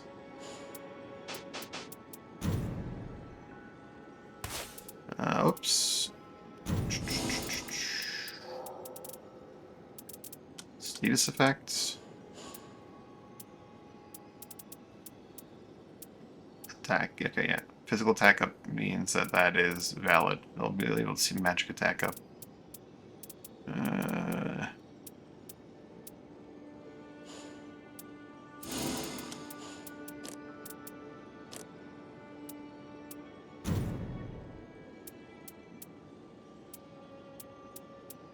Magic attack power up. Is there like a plus variant of that I have?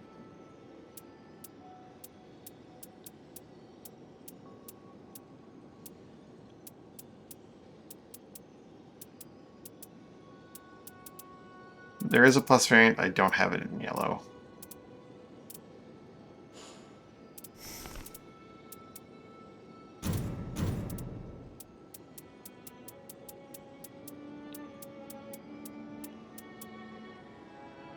My cat needs to be right back.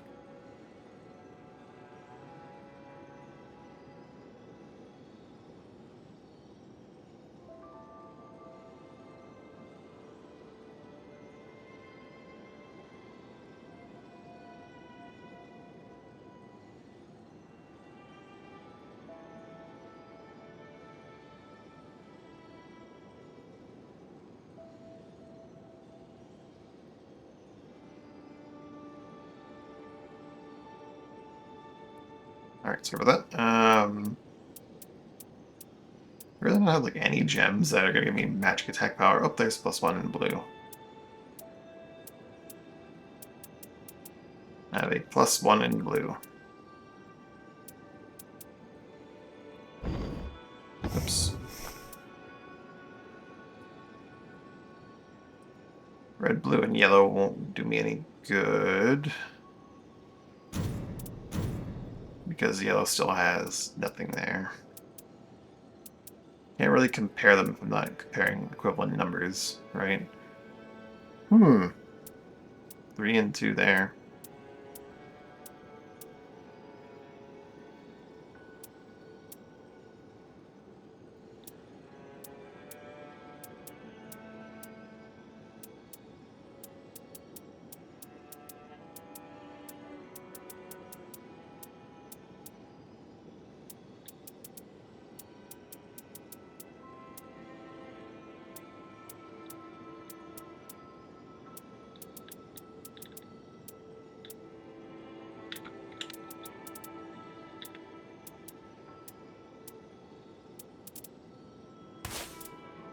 Power up 2. So like somewhere around here that I had like a +2 blue. At a +1.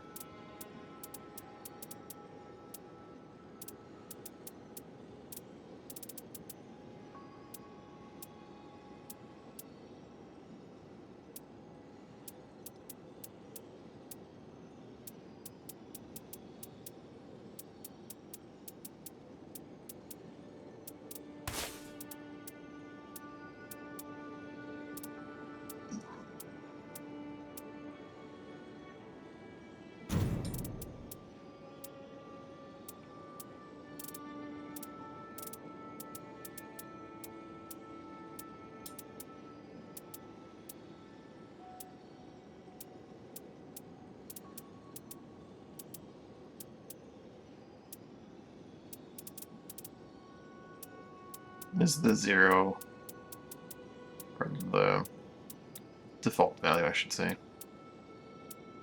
Best I can do in yellow.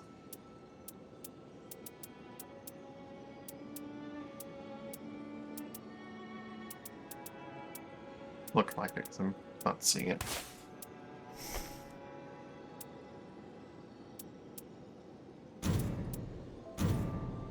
I have the one in blue, right?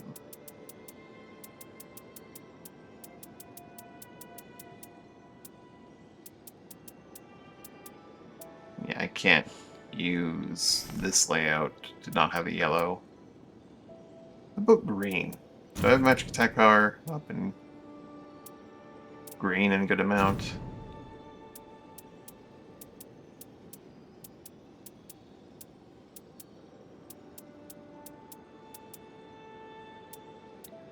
It's a 0.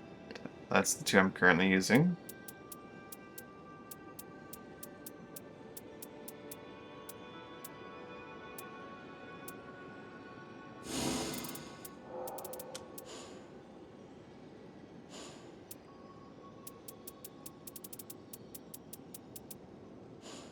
So the answer is no. No, I do not. Alright, so...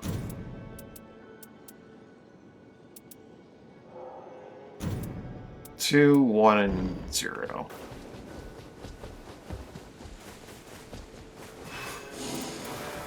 Level 1.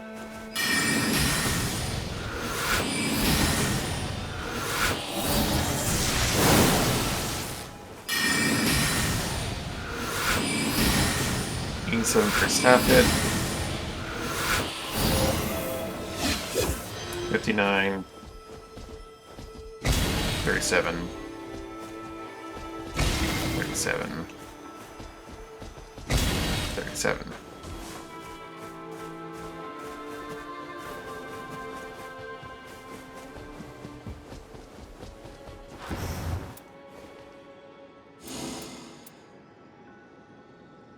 Whereas with just intelligence...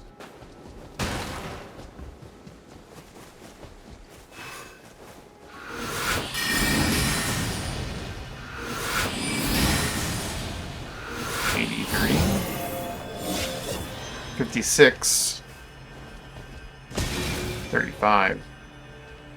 So in the case of doing the actual magic damage, it's magic damage superior at that point. 94.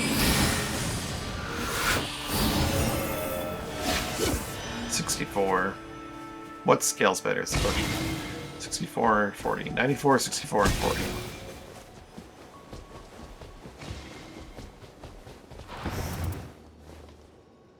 Well, I say that, but oops, I did it again. The wrong button.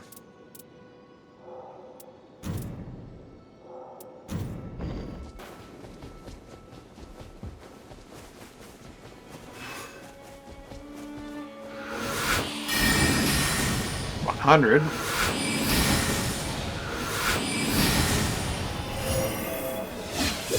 $68. 42. But obviously, if we go here and go sorceries and pick up lightning spear.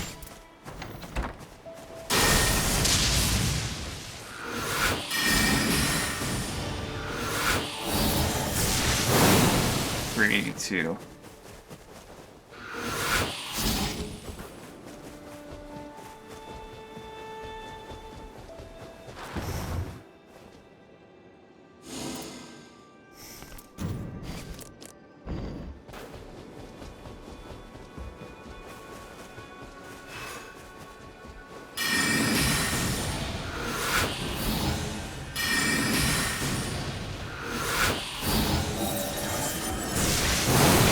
Or 20. Intelligence does a lot more because it affects all of her ability casts.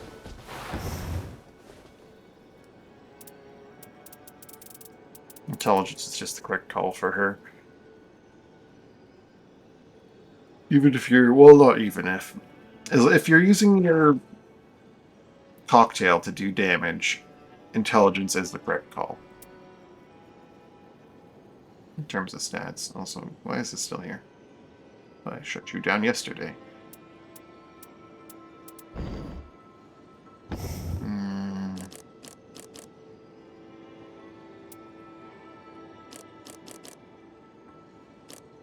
Guess it's most of what I wanted to test. Ultimate art charging things are just not worth it. Stats are actually quite worth it. They're trumped by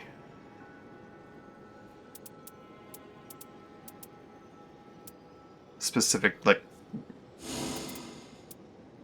This is magic power up to 1 and 0. Which might more be like 1, 2, and 3, because there is no intelligence plus 0. It's intelligence plus 1, intelligence plus 2, intelligence plus 3. So, 3, 2, 1 outperforms 3, 3, 2. But that is strictly magic damage, so...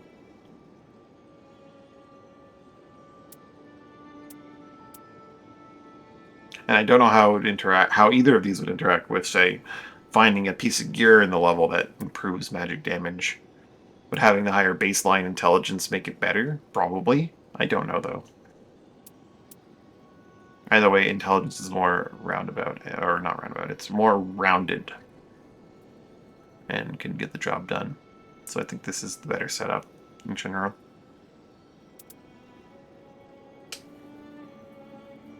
This one was good for Frost Resist.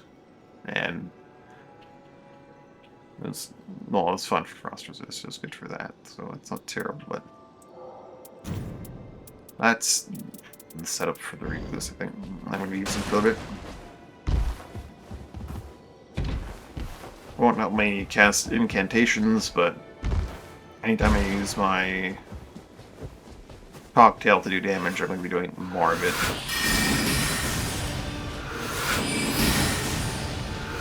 And my sorceries, as long as I'm in the Terra Magica, will do more damage. Sorceries on my cocktails.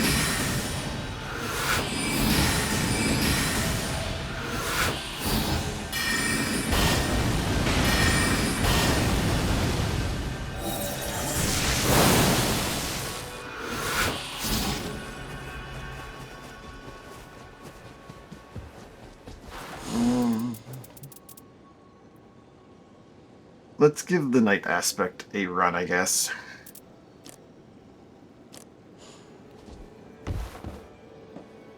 Do I want to give the night aspect a run right now on the Recluse?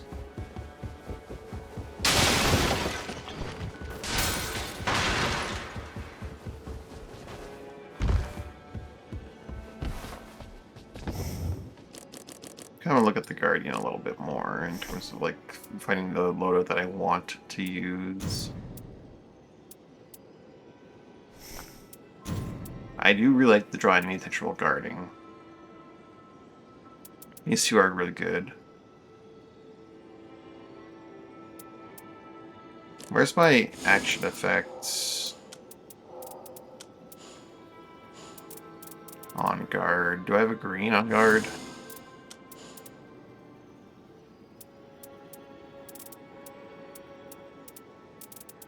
Now I have an on-guard heal one, but I think that's not green. Thrust and counterattack would work.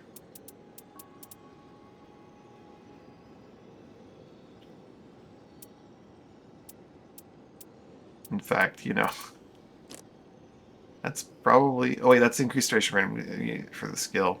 Never mind, I need that because his wind flap is actually still very strong. His wing flap. The 3 vigor, the 6 vigor is probably doing a lot for him too, and then I think about it. His stats are really working out that well.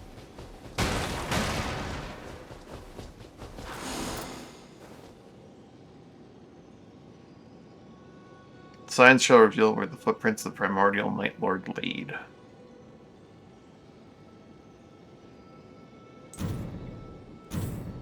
Holy works well against him, so I'm going to have to look for seals during this.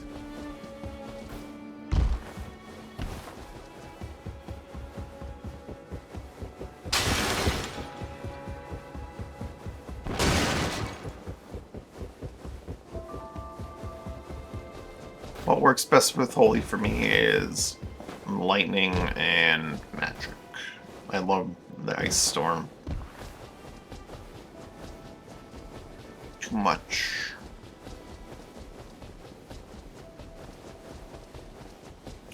What's the combination for the healing fire again? It's fire, holy, and magic. So magic remains one of the better combinations with holy. And then either fire or lightning. Holy, fire, and lightning is the worst one.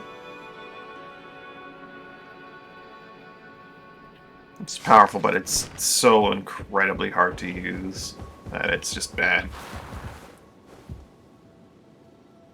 If the enemy isn't completely stationary the entire time, you're going to do nothing. I think they honestly need to adjust that one. Yeah, I don't think there's a way around it. That one needs to be improved. If nothing else, like, the initial stake shouldn't miss. But it often does. And I think that's like the real big change, is that the initial stake needs to not miss. After that, it can take an H and a half to fire off. I don't really care. But I mean, I do care, but I can appreciate that it can work that way.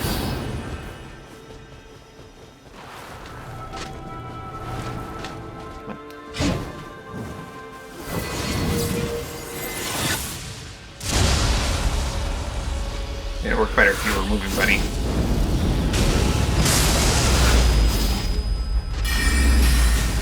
Sorry, that's not what I'm looking for.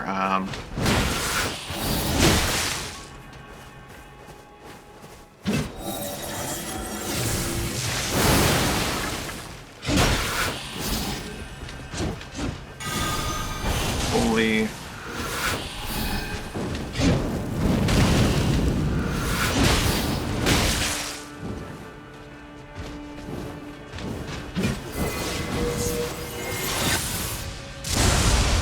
Like, he's not exactly moving at a marathon pace or like a sprinting pace, but the initial stake missed him because he was moving at all.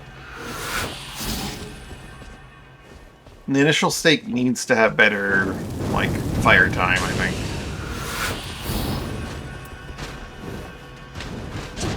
There's so many enemies that are just gonna, like, jump out of it and never ever return to it, and there's nothing you can do about it because they're just the kind of enemy that is just too mobile.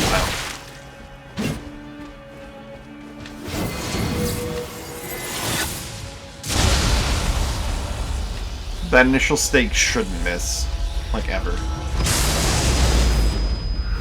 There's no excuse for that. This move being that bad.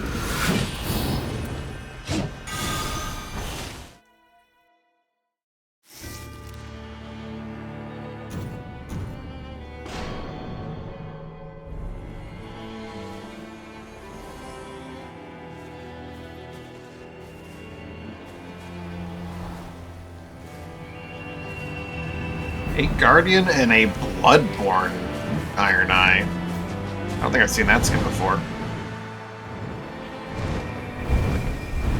Tricorn Iron Eye? Or is it a bicorn?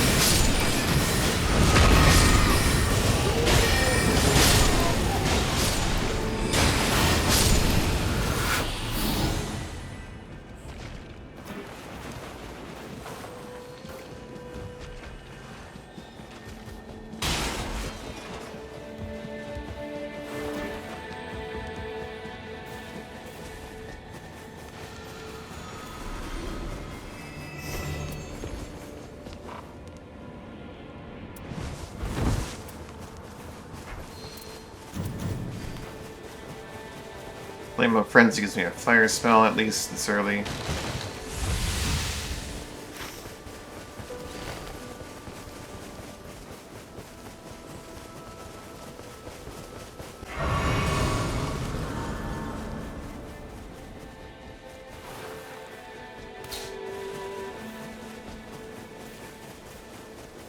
How are we climbing up here, boys? In spring? We're gonna want to go together, because this is gonna hurt.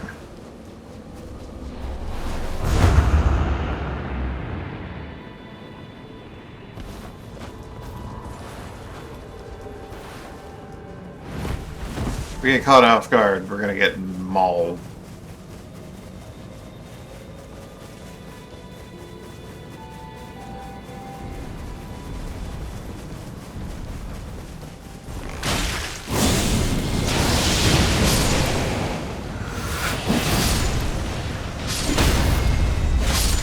In the wrong buttons. What's going on here?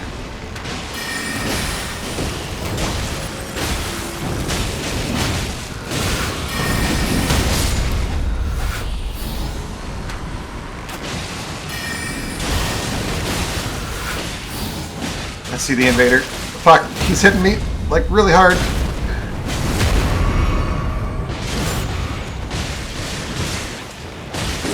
I can't lock onto him. It's not working.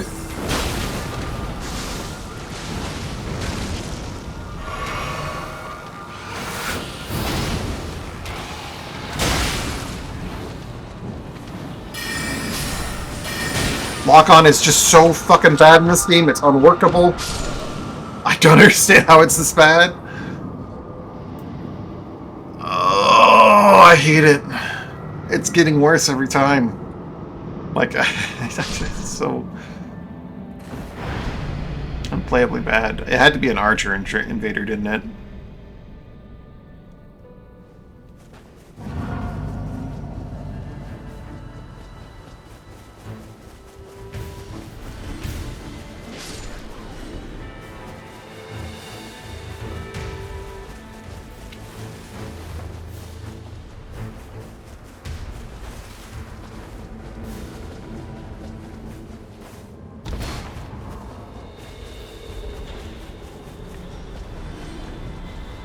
We can handle the archer if we just pay a bit more attention to one another.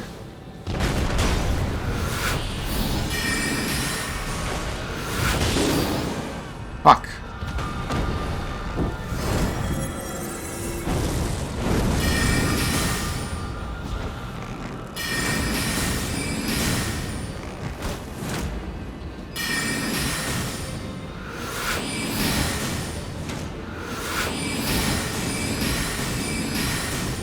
I don't know if he got his runes back or not. Don't want to let him just stay there on the ground.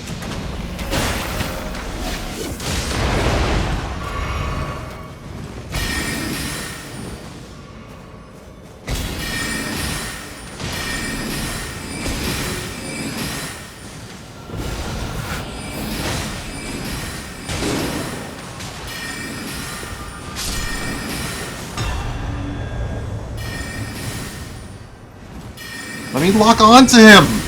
Why is this game so fucking bad? I don't understand what's happening! I can't lock onto him!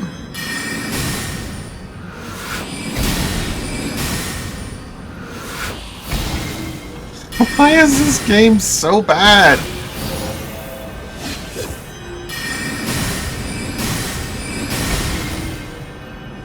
Oh my god. Can you move? I can't lock onto you, so I can't fucking do anything.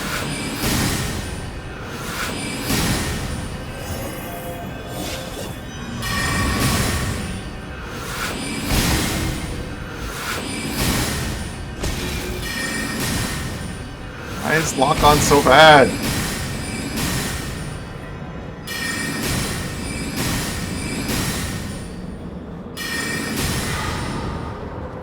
So fucking bad.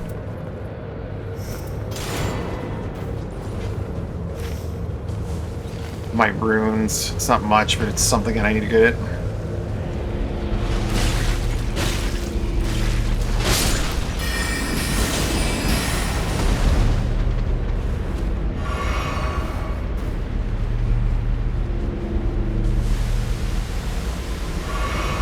I'm not gonna be able to make it out of the rain because it's too slow.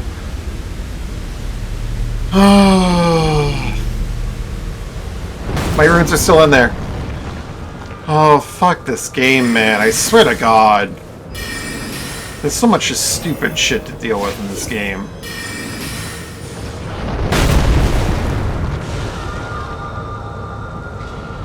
I can't. Our ally abandoned us instead of coming with us, and I'm just gonna alt F4 because this is just too fucking stupid.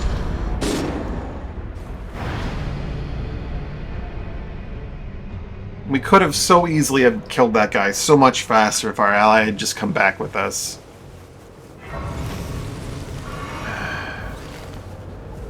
And he died to fucking what? A guardian? Oh my god. I'm level 1.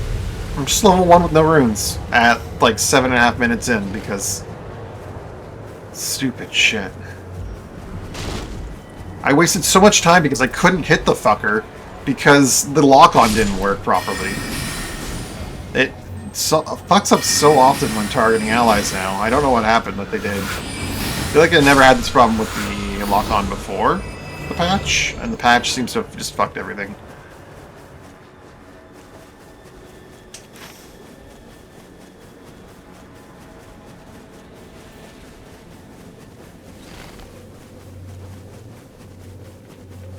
What are you doing with the castle? Oh, it's fucking giants. Of course it's giants.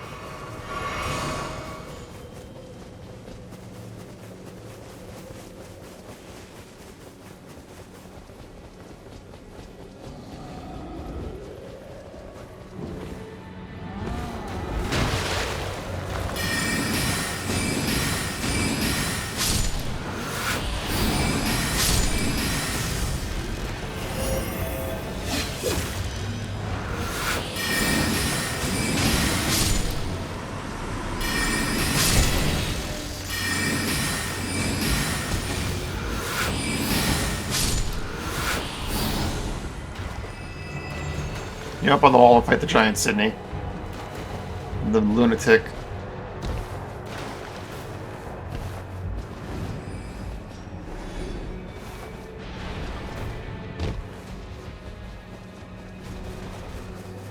Is he on the north wall? He's on the north wall. I'll go help him on that end once I get around.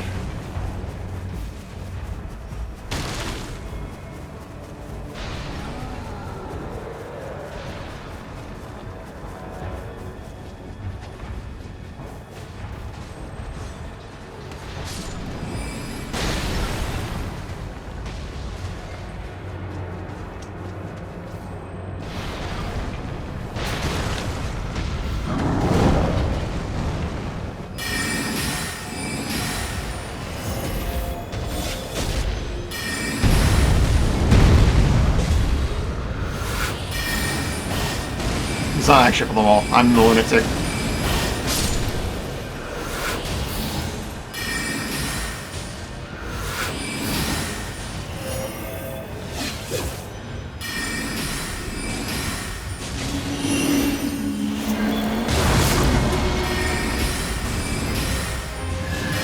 I hit the Royal Carrion Knight on the roof. Fuck me.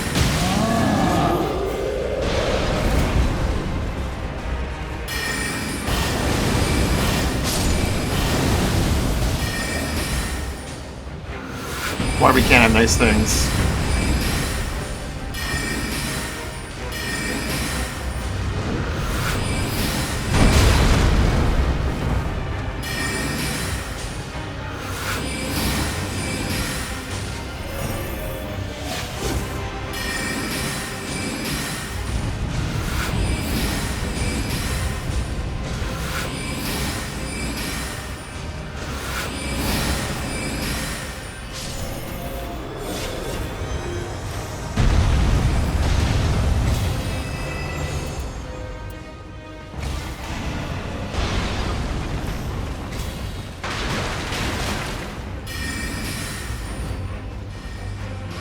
Why was he fighting this one when I could have been helping me fight the other one?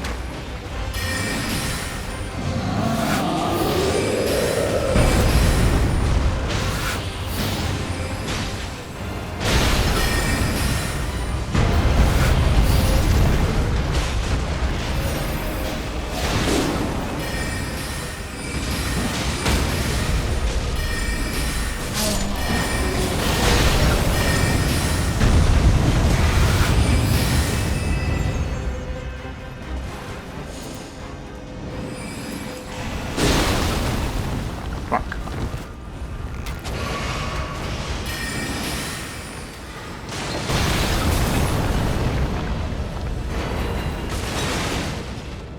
I'll grab that to the bird once we get out of here.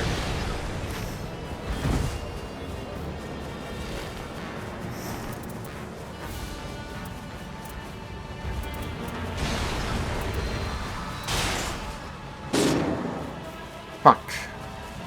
It's on the castle wall still. Nothing I can do about that.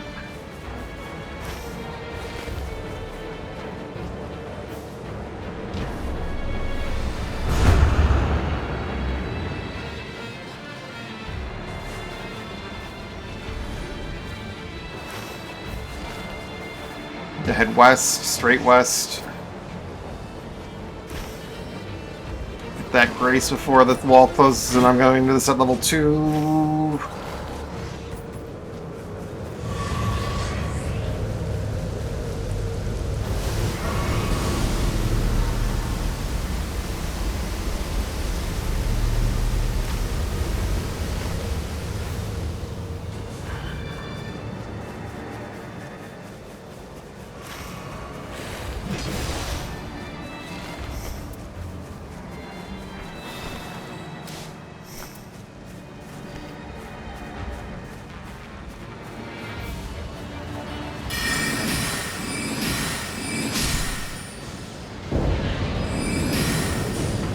God, I wish you could lock onto this thing while it's down. I understand why you can't, but also it sucks.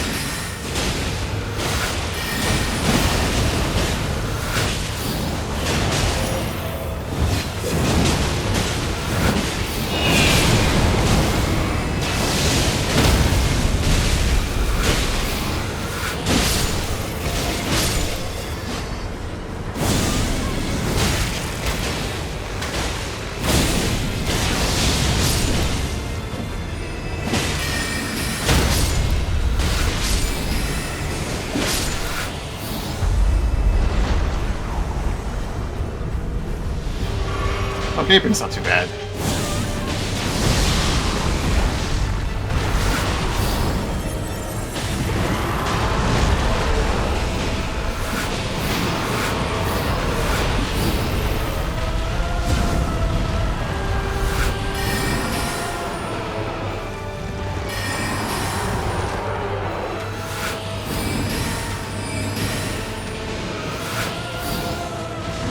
She's after me though right now.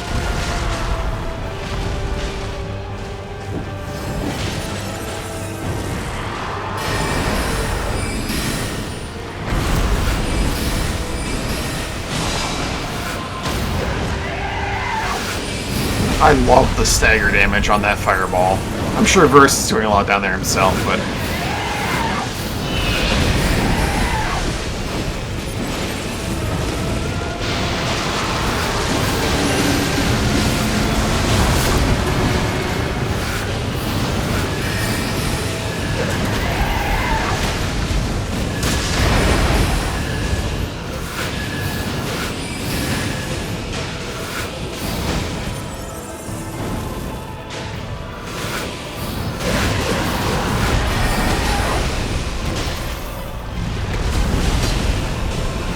He's probably doing more than I am, actually.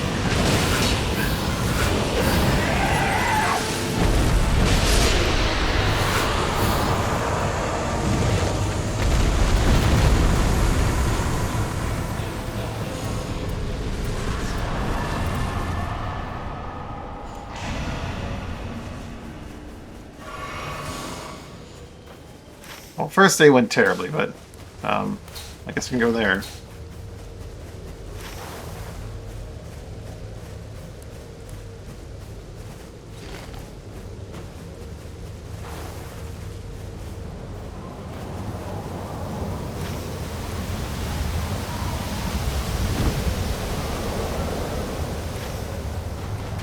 we need to head there afterwards. Like, there's no option about that.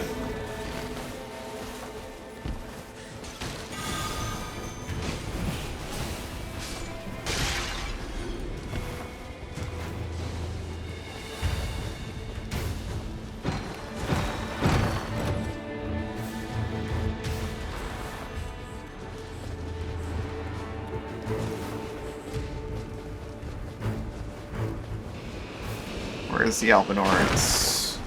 I'm just killing them right now.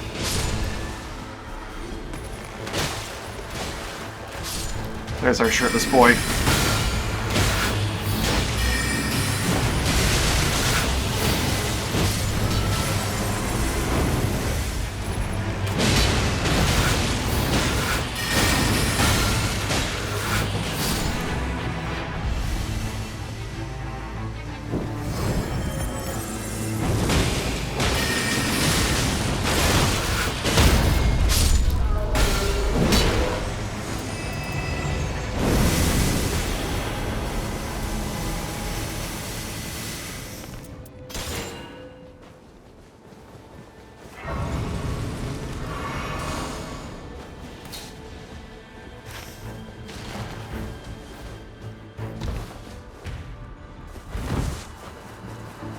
Is there a lesser world boss over here that we can deal with? Going the wrong way. I'm going the wrong way. I was going west when I should be going north to look into Miranda Plant. These world bosses are going to be nasty to deal with. I have nothing in the way of gear.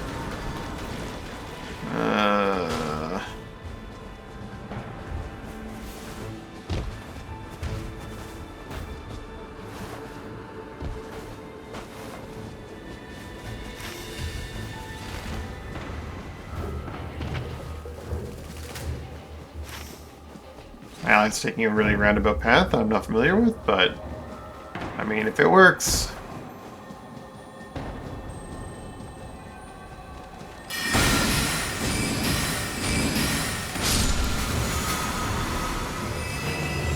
I'll have to give that to the archer.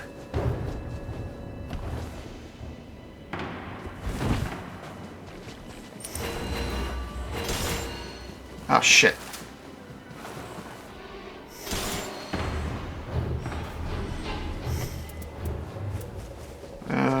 Execute his grief, chilling mist,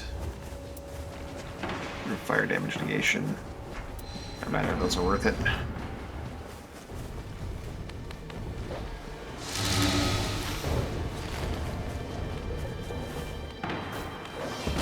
Move! Keep moving, you fool. I got stuck.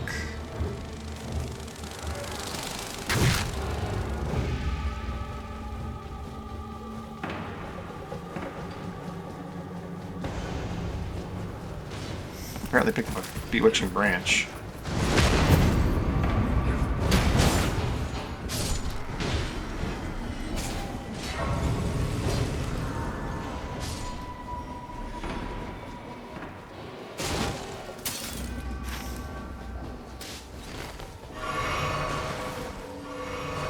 Enemies fires a golden shockwave.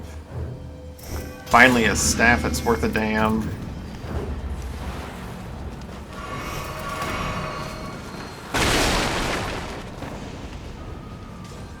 Yvonne's taking that. I'll take that.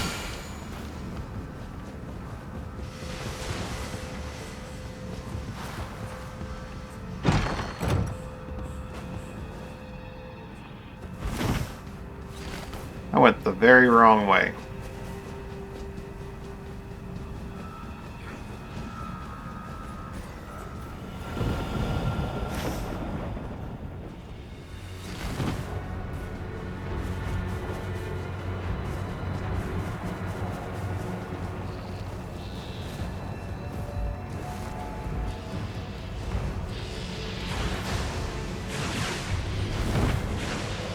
Where is the damn thing?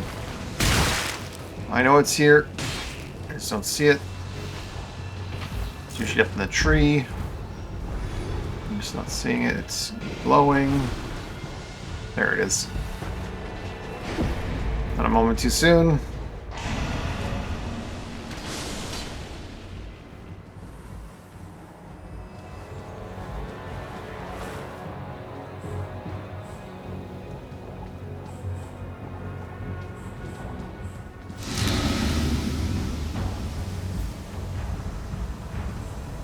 Black Lens Rejection, Blood Boon. Okay, where are we going, guys? We're skirting the edges, killing things. Power up.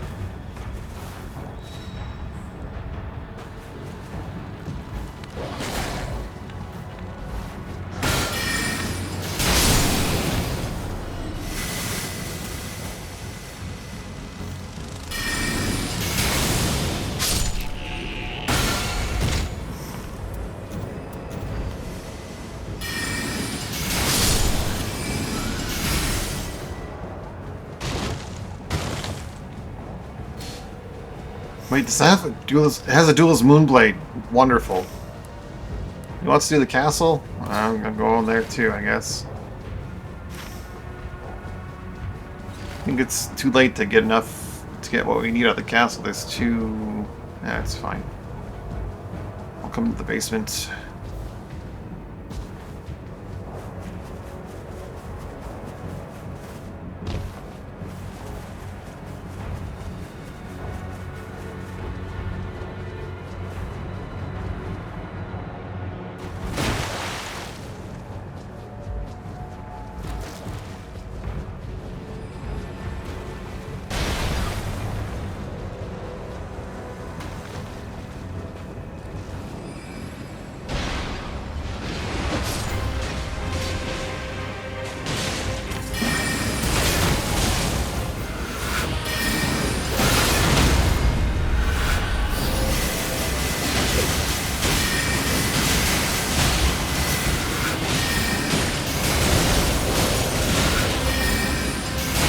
My ally desynced or something? What's going on here?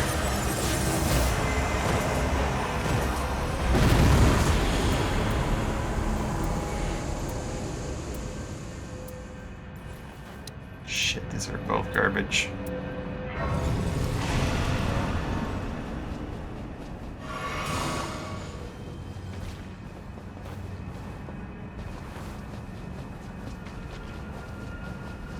I don't have a source of really good holy.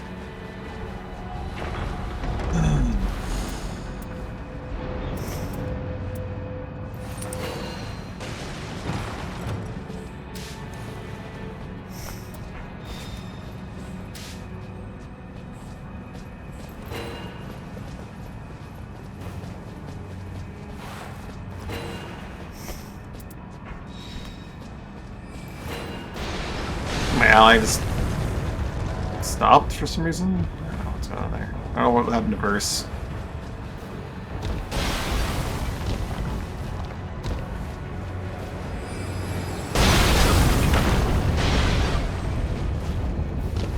Where's Pug? What's Pug doing? So are they fighting that one? Okay, good. Come on.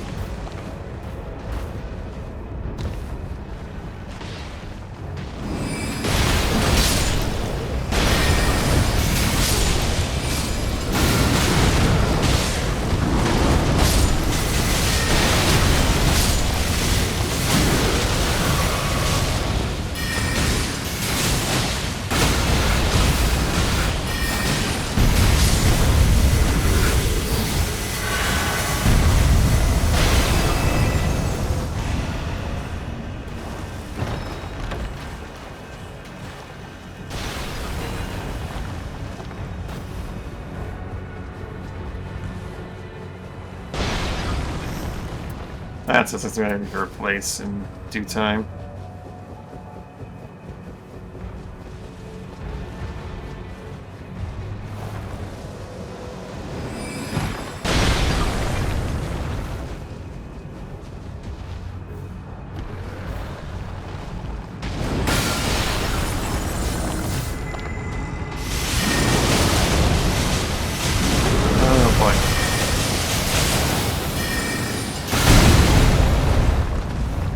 Except they're fighting the Carrion Knight?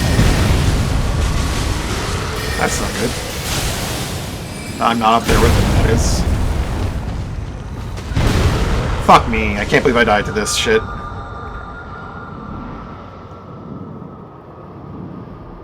mean, if you can solo the Carrion Knight, that's great. I'll just get my runes back.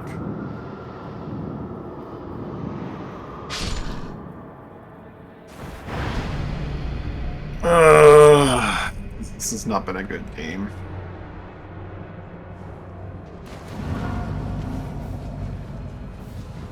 Also, this is not triggered once.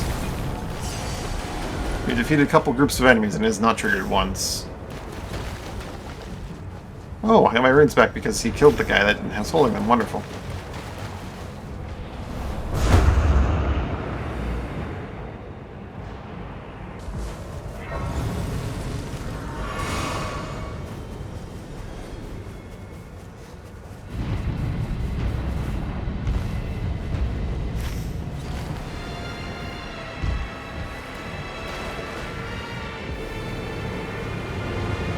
Our Birdman is not coming, because he's just abandoned the game entirely, I guess.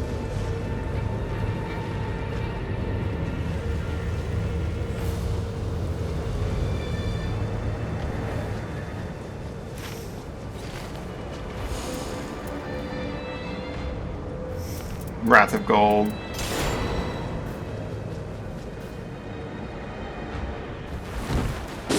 Got something. Yep, he's dead.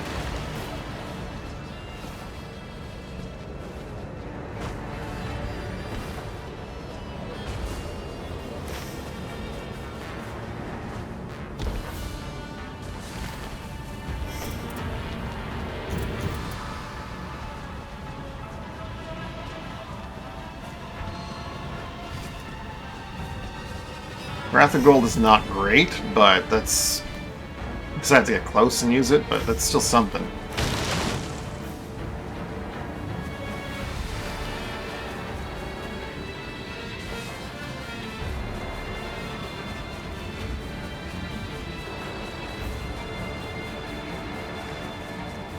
What the hell is going on over there visually?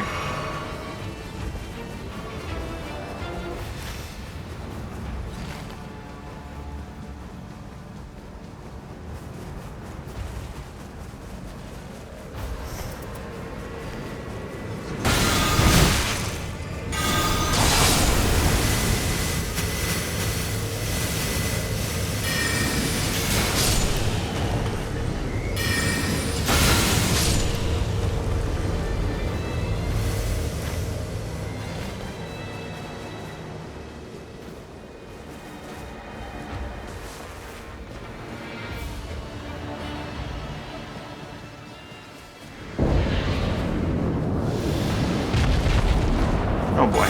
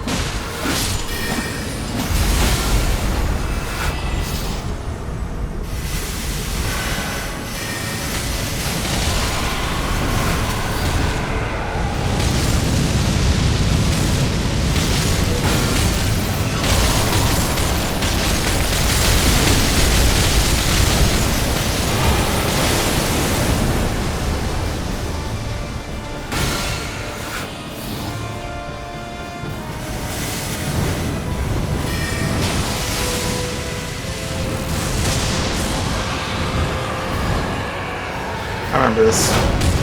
I remember it. I remember it. I feel it.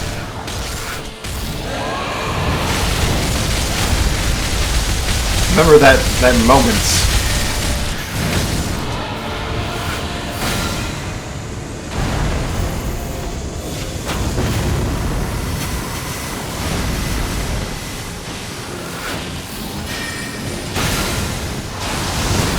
Ow. Okay, well, I shouldn't have killed there. I knew I shouldn't have killed there, but I did it anyway. I was just panicking, thinking maybe I could get away with it.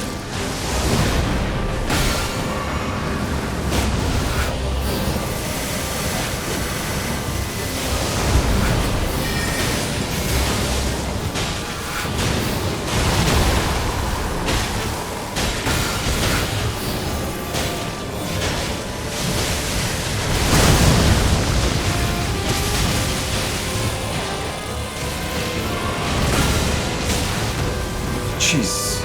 Okay, I'm all out of juice.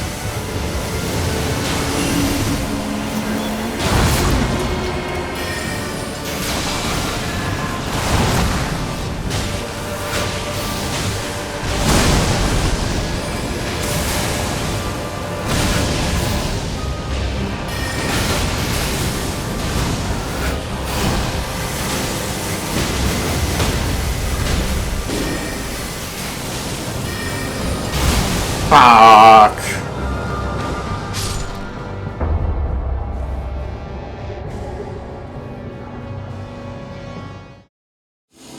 All in all, that run was cursed from the start. Went in here, we died, we full wiped.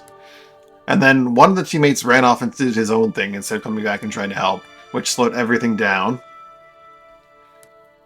And then when we finally got through it, the wall came in, and that we had to deal with that nonsense. We got through here, we came in through here.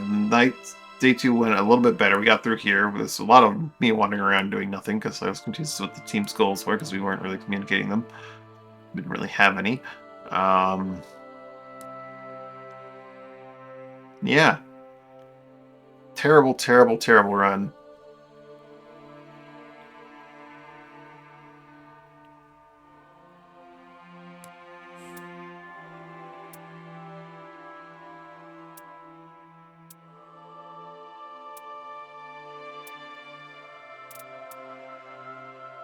Less likely to be targeted, attacks inflict rots.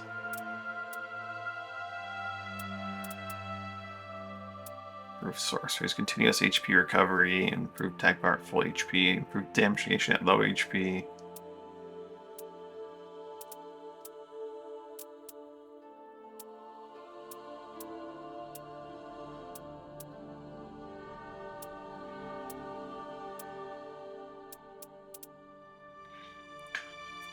Oh boy. Don't have time for another one. That was awful.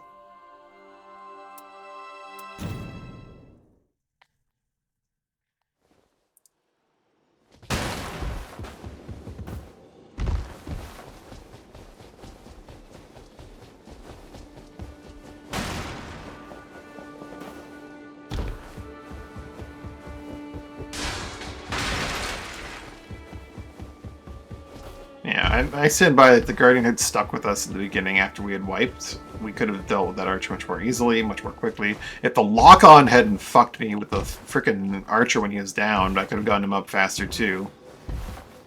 But I was just struggling to lock onto him. Sometimes you just can't lock on to downed allies and there's no rhyme or reason to it. Lock-on in this game is pretty atrocious, at least for mouse and keyboard for me. Like, I can't reliably shift left and right sometimes.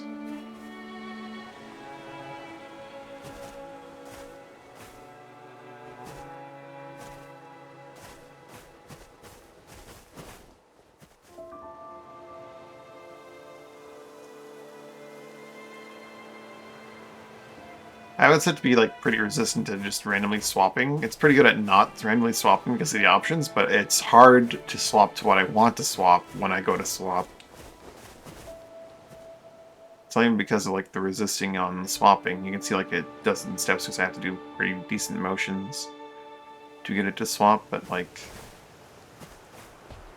those two birds in the background, I'm trying to swap them right now, but like it's just not working. because they're too far away, I guess. It's just inconsistent. And like swapping to the when there's a target to the right of me, swapping to the right doesn't always swap to the right because I need to swap down to swap to them. Apparently, it's weird. It's trying to be more intuitive, but it's being less because of it. Anyway, yeah, I don't have time for another full run, for sure. What do I want to do in the meantime? That was just a bad run. Surprised we like recovered as well as we did on day one. Yeah, because of how bad that was.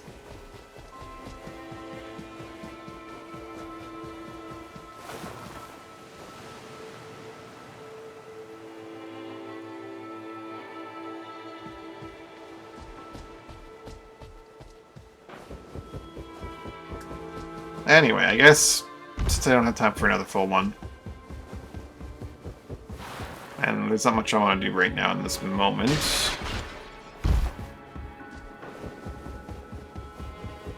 I'm going to call it here pretty early in terms of stream time. Because, yeah.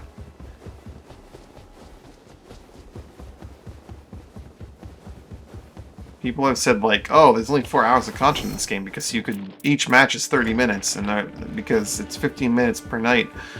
But people are dumb and don't remember that, you know, there's time between moments in the night where you have to, you know, do fighting.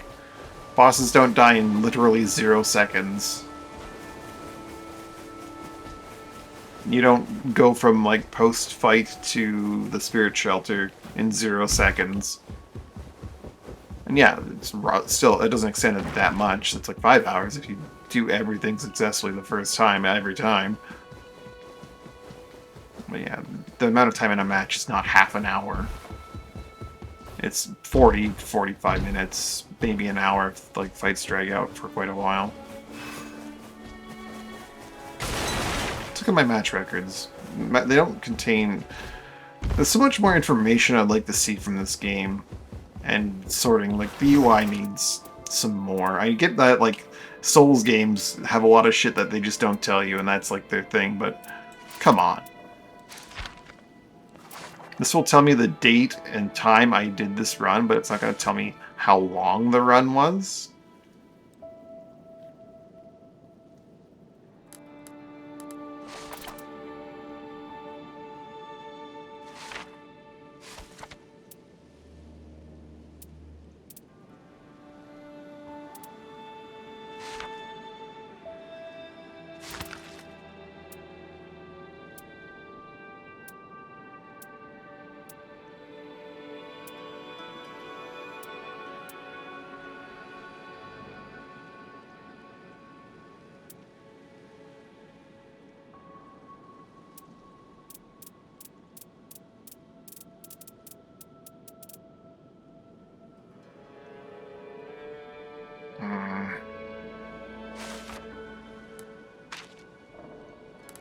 Oh, it does, okay. There is actually information. If I look at the footprints, I can maybe scroll down, except where do I scroll down on this particular branch? It doesn't tell me.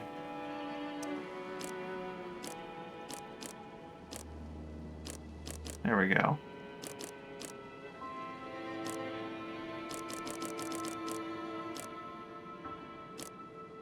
Rest day night, 15:33, felled the Gaping Dragon. 32 minutes, killed and defeated by Nameless King.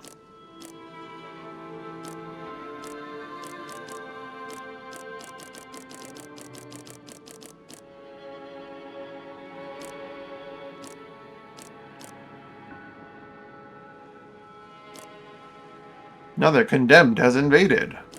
Killed by foe. 40 seconds later, killed by foe. Rescued by Pug. Or rescued Pug. Rescued Pug. Took me so long to rescue him there.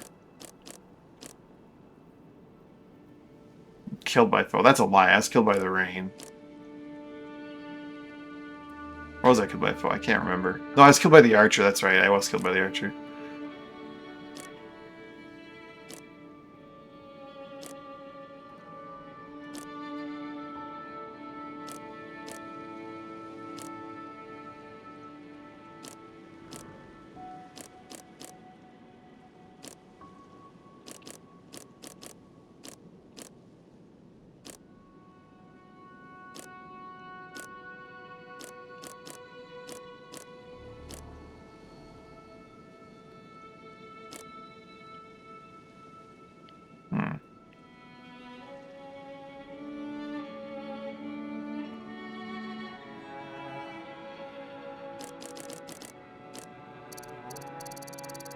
I can advance frame by frame. That's cool.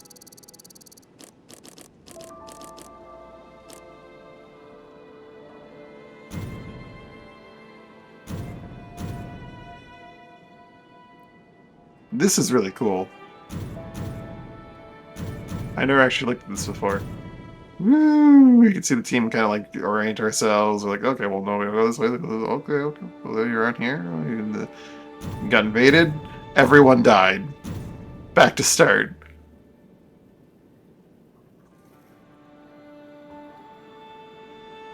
Rescued him. Walls closing in.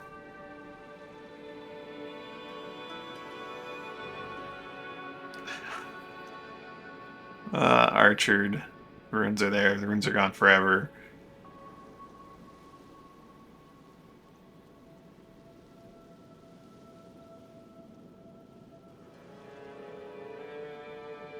Hold on.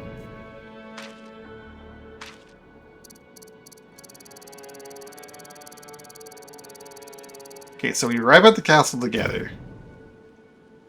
He goes across, he goes straight further up on the walls, and he goes for the giant. That's where I go wrong. I go into the mountain and start killing small things, expecting that we're going to go after the Seymour hero. When he doesn't get help on the wall, he backs off and goes around for the golem on it. We actually had the same idea. We're going to kite the golems into our room, so we didn't pay attention to the fact that we're back-to-back doing the same thing the opposite side, so we just waste a bunch of time when we could have easily massively improved our firepower and gotten it done faster if we had just worked together.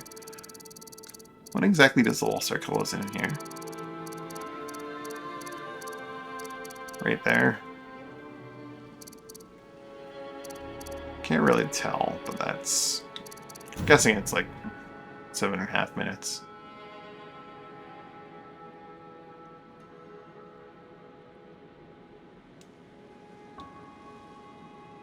I run over there, I get my level up. He also runs over there and gets his level up, then we all meet up.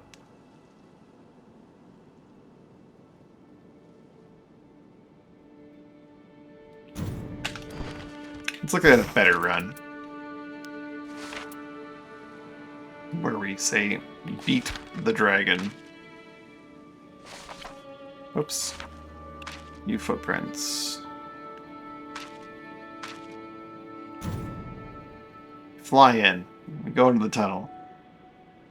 We grab our smithing stone off the troll, I'm guessing. Go over here. Clear out the fire. Build fire monk in like 3 minutes. Takes a while to like look around and grab stuff. Kill things. Even at the beginning it might be more worthwhile to just kill the boss and move on. Not sure. Full clearing camps, I'm not sure how effective that is if you don't have like the AoE to do so. It's rescued by Ghidorah because banished knights suck. We killed them. Zip over to the Ever Jail. By zip, I mean we kind of walk around the camp for a good little bit looking for things. Unsure of what we're going to find. They open the Ever Jail. We killed the god's going to pulse about 27 seconds. Rush over here. Kill a Marina plant if I remember correctly. Yeah, Marina plant's actually listed there. Knight's starting to come in. Oh, wait.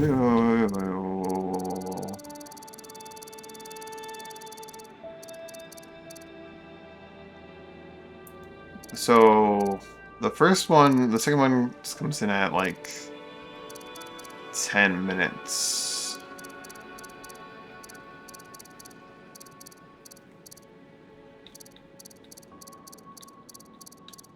Actually, that checks out. 5 minutes for the first one, 10 minutes for the second one. Wouldn't it make sense?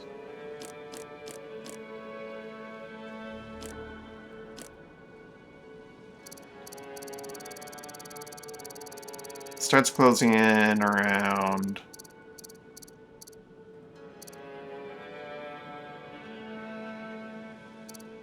4 minutes?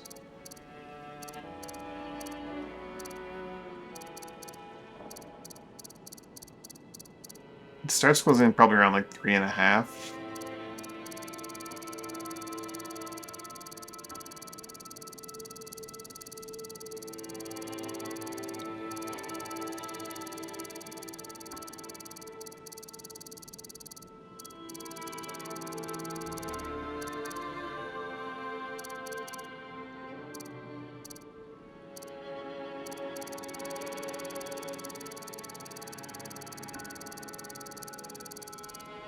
Let's see how many notches is between some of these closer ones.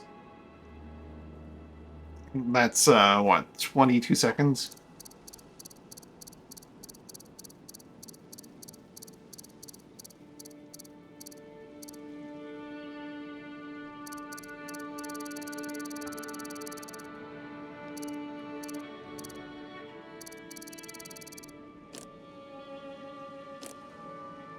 I see my Ghidorah here.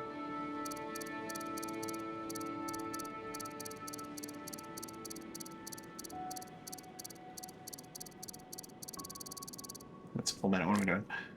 Acquired local clue.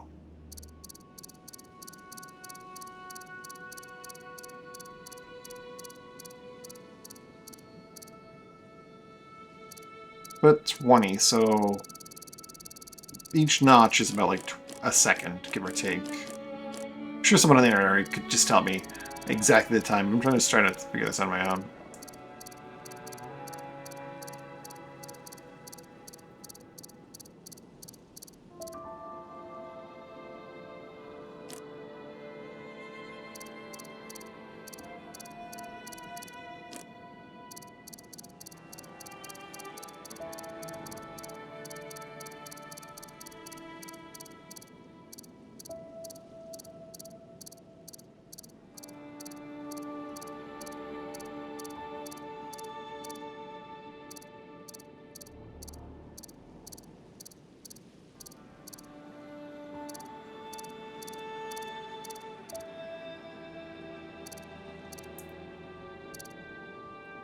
So 50-ish, 55, 60-ish, so like maybe 4:15 the first wall starts closing in.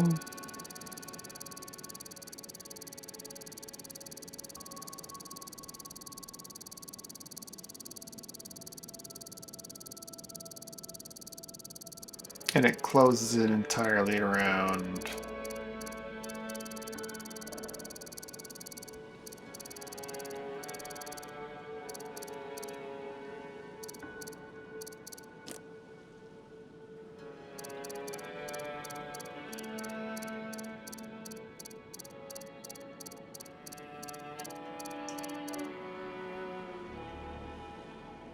7 minutes, maybe? I don't know. I'm not doing a very good job of this.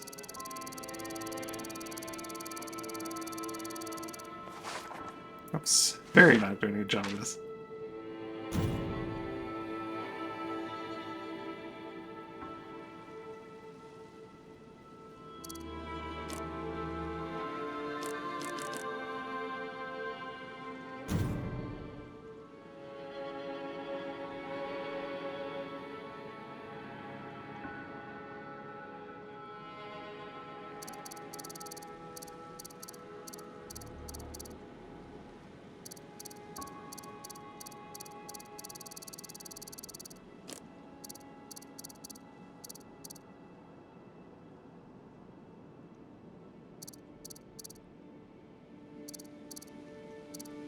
It's like 10:35 and the last one starts closing in, it looks like.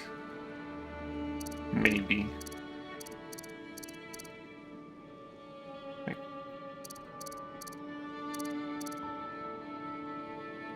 Maybe 10:30. 10:30 starts closing in on the last one. 10 minutes, 30 seconds.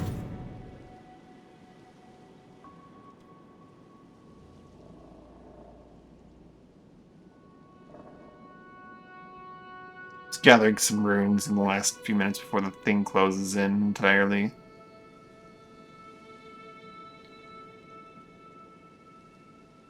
Then we kill the Duke's Dear Freya.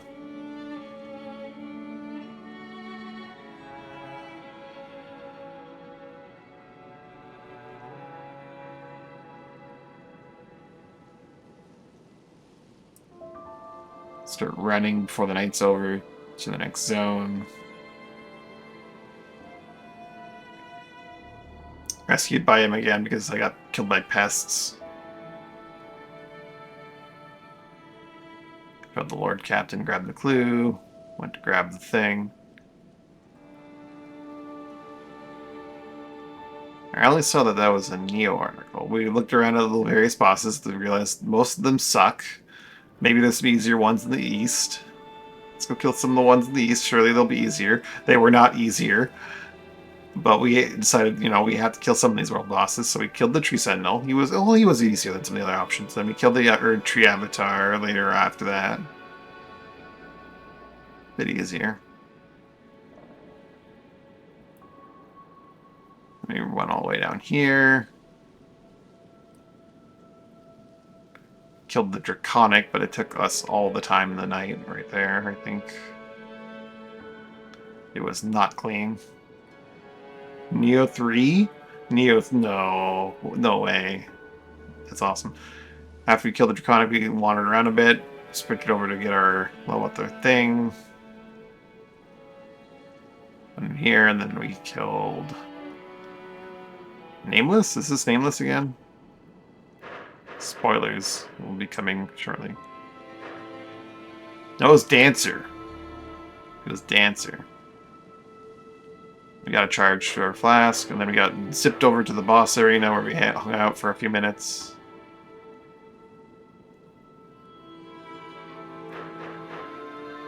Spoiler alert.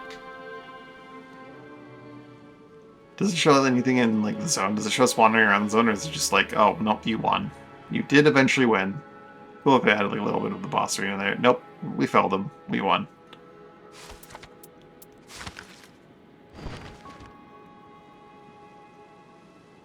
It's far too late for it to be an April Fool's thing, right? Neo 3 official reveal trailer. I'll have to watch that right now.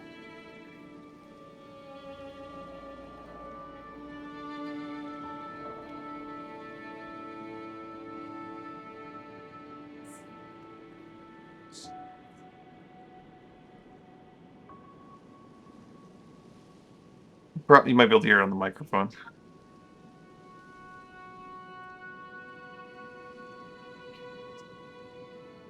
Oh no, is it going Elden Ring? Spoilers, spoilers, spoilers.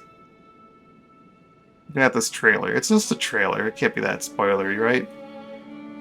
It's Elden Ring, Neo.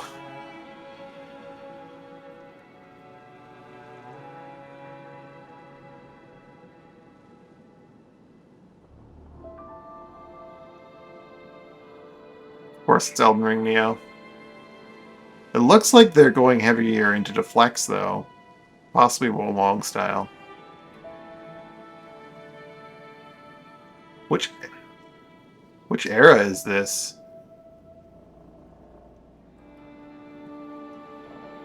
Hold on, the clan crests there.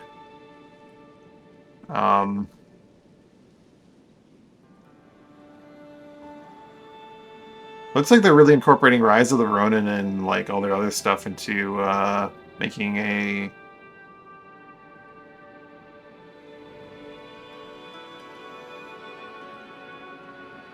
Neo 3. That looks awesome.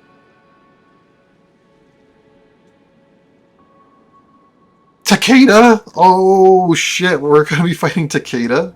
That I couldn't recognize everyone in that. But that was clearly Shingen Takeda. at like the last like.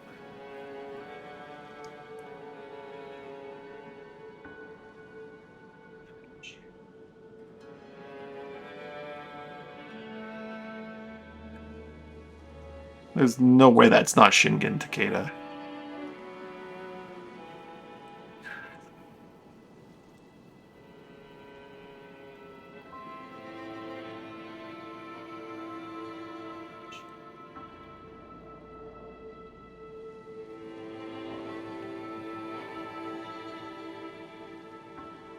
We're helping Tokugawa again.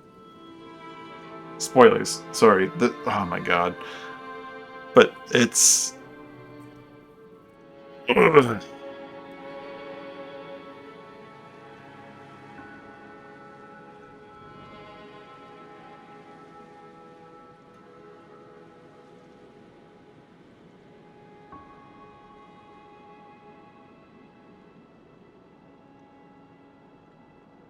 Hmm. Oh, is Neo 3 gonna be preset protagonist? That would be a real departure from Neo standards, and it'd be a bit of a bummer, to be honest.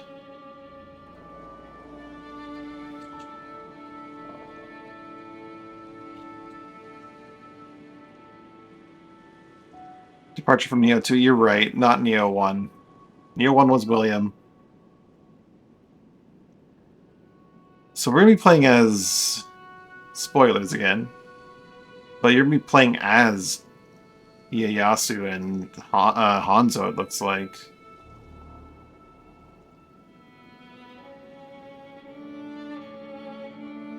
Oh. My character creation, though.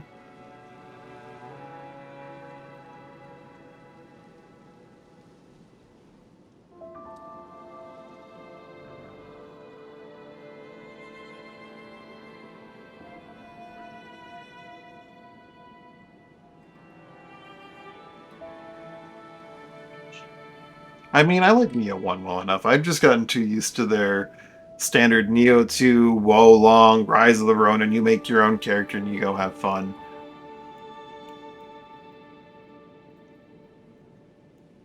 You go make it your own.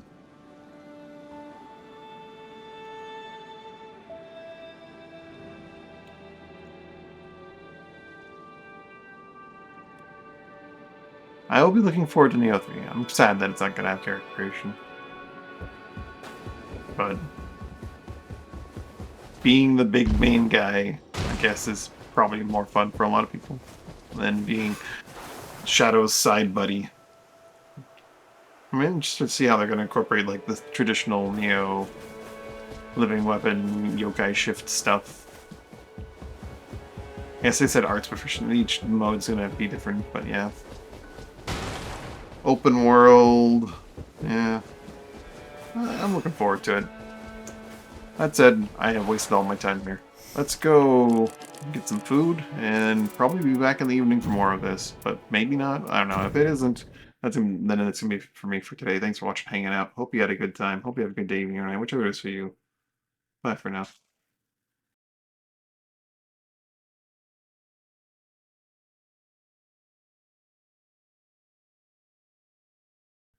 I mean, you could make a custom character ninja and still have it be Hanzo, because Hanzo is always like Hanzo, right? But I imagine it's just going to be the ninja is Hanzo. That's the only way I see it going, because Hanzo is always like with him, whether it's old Hanzo or young Hanzo. It looks like it's gonna be old Hanzo as young Hanzo because reasons. But yeah, I can go. Bye.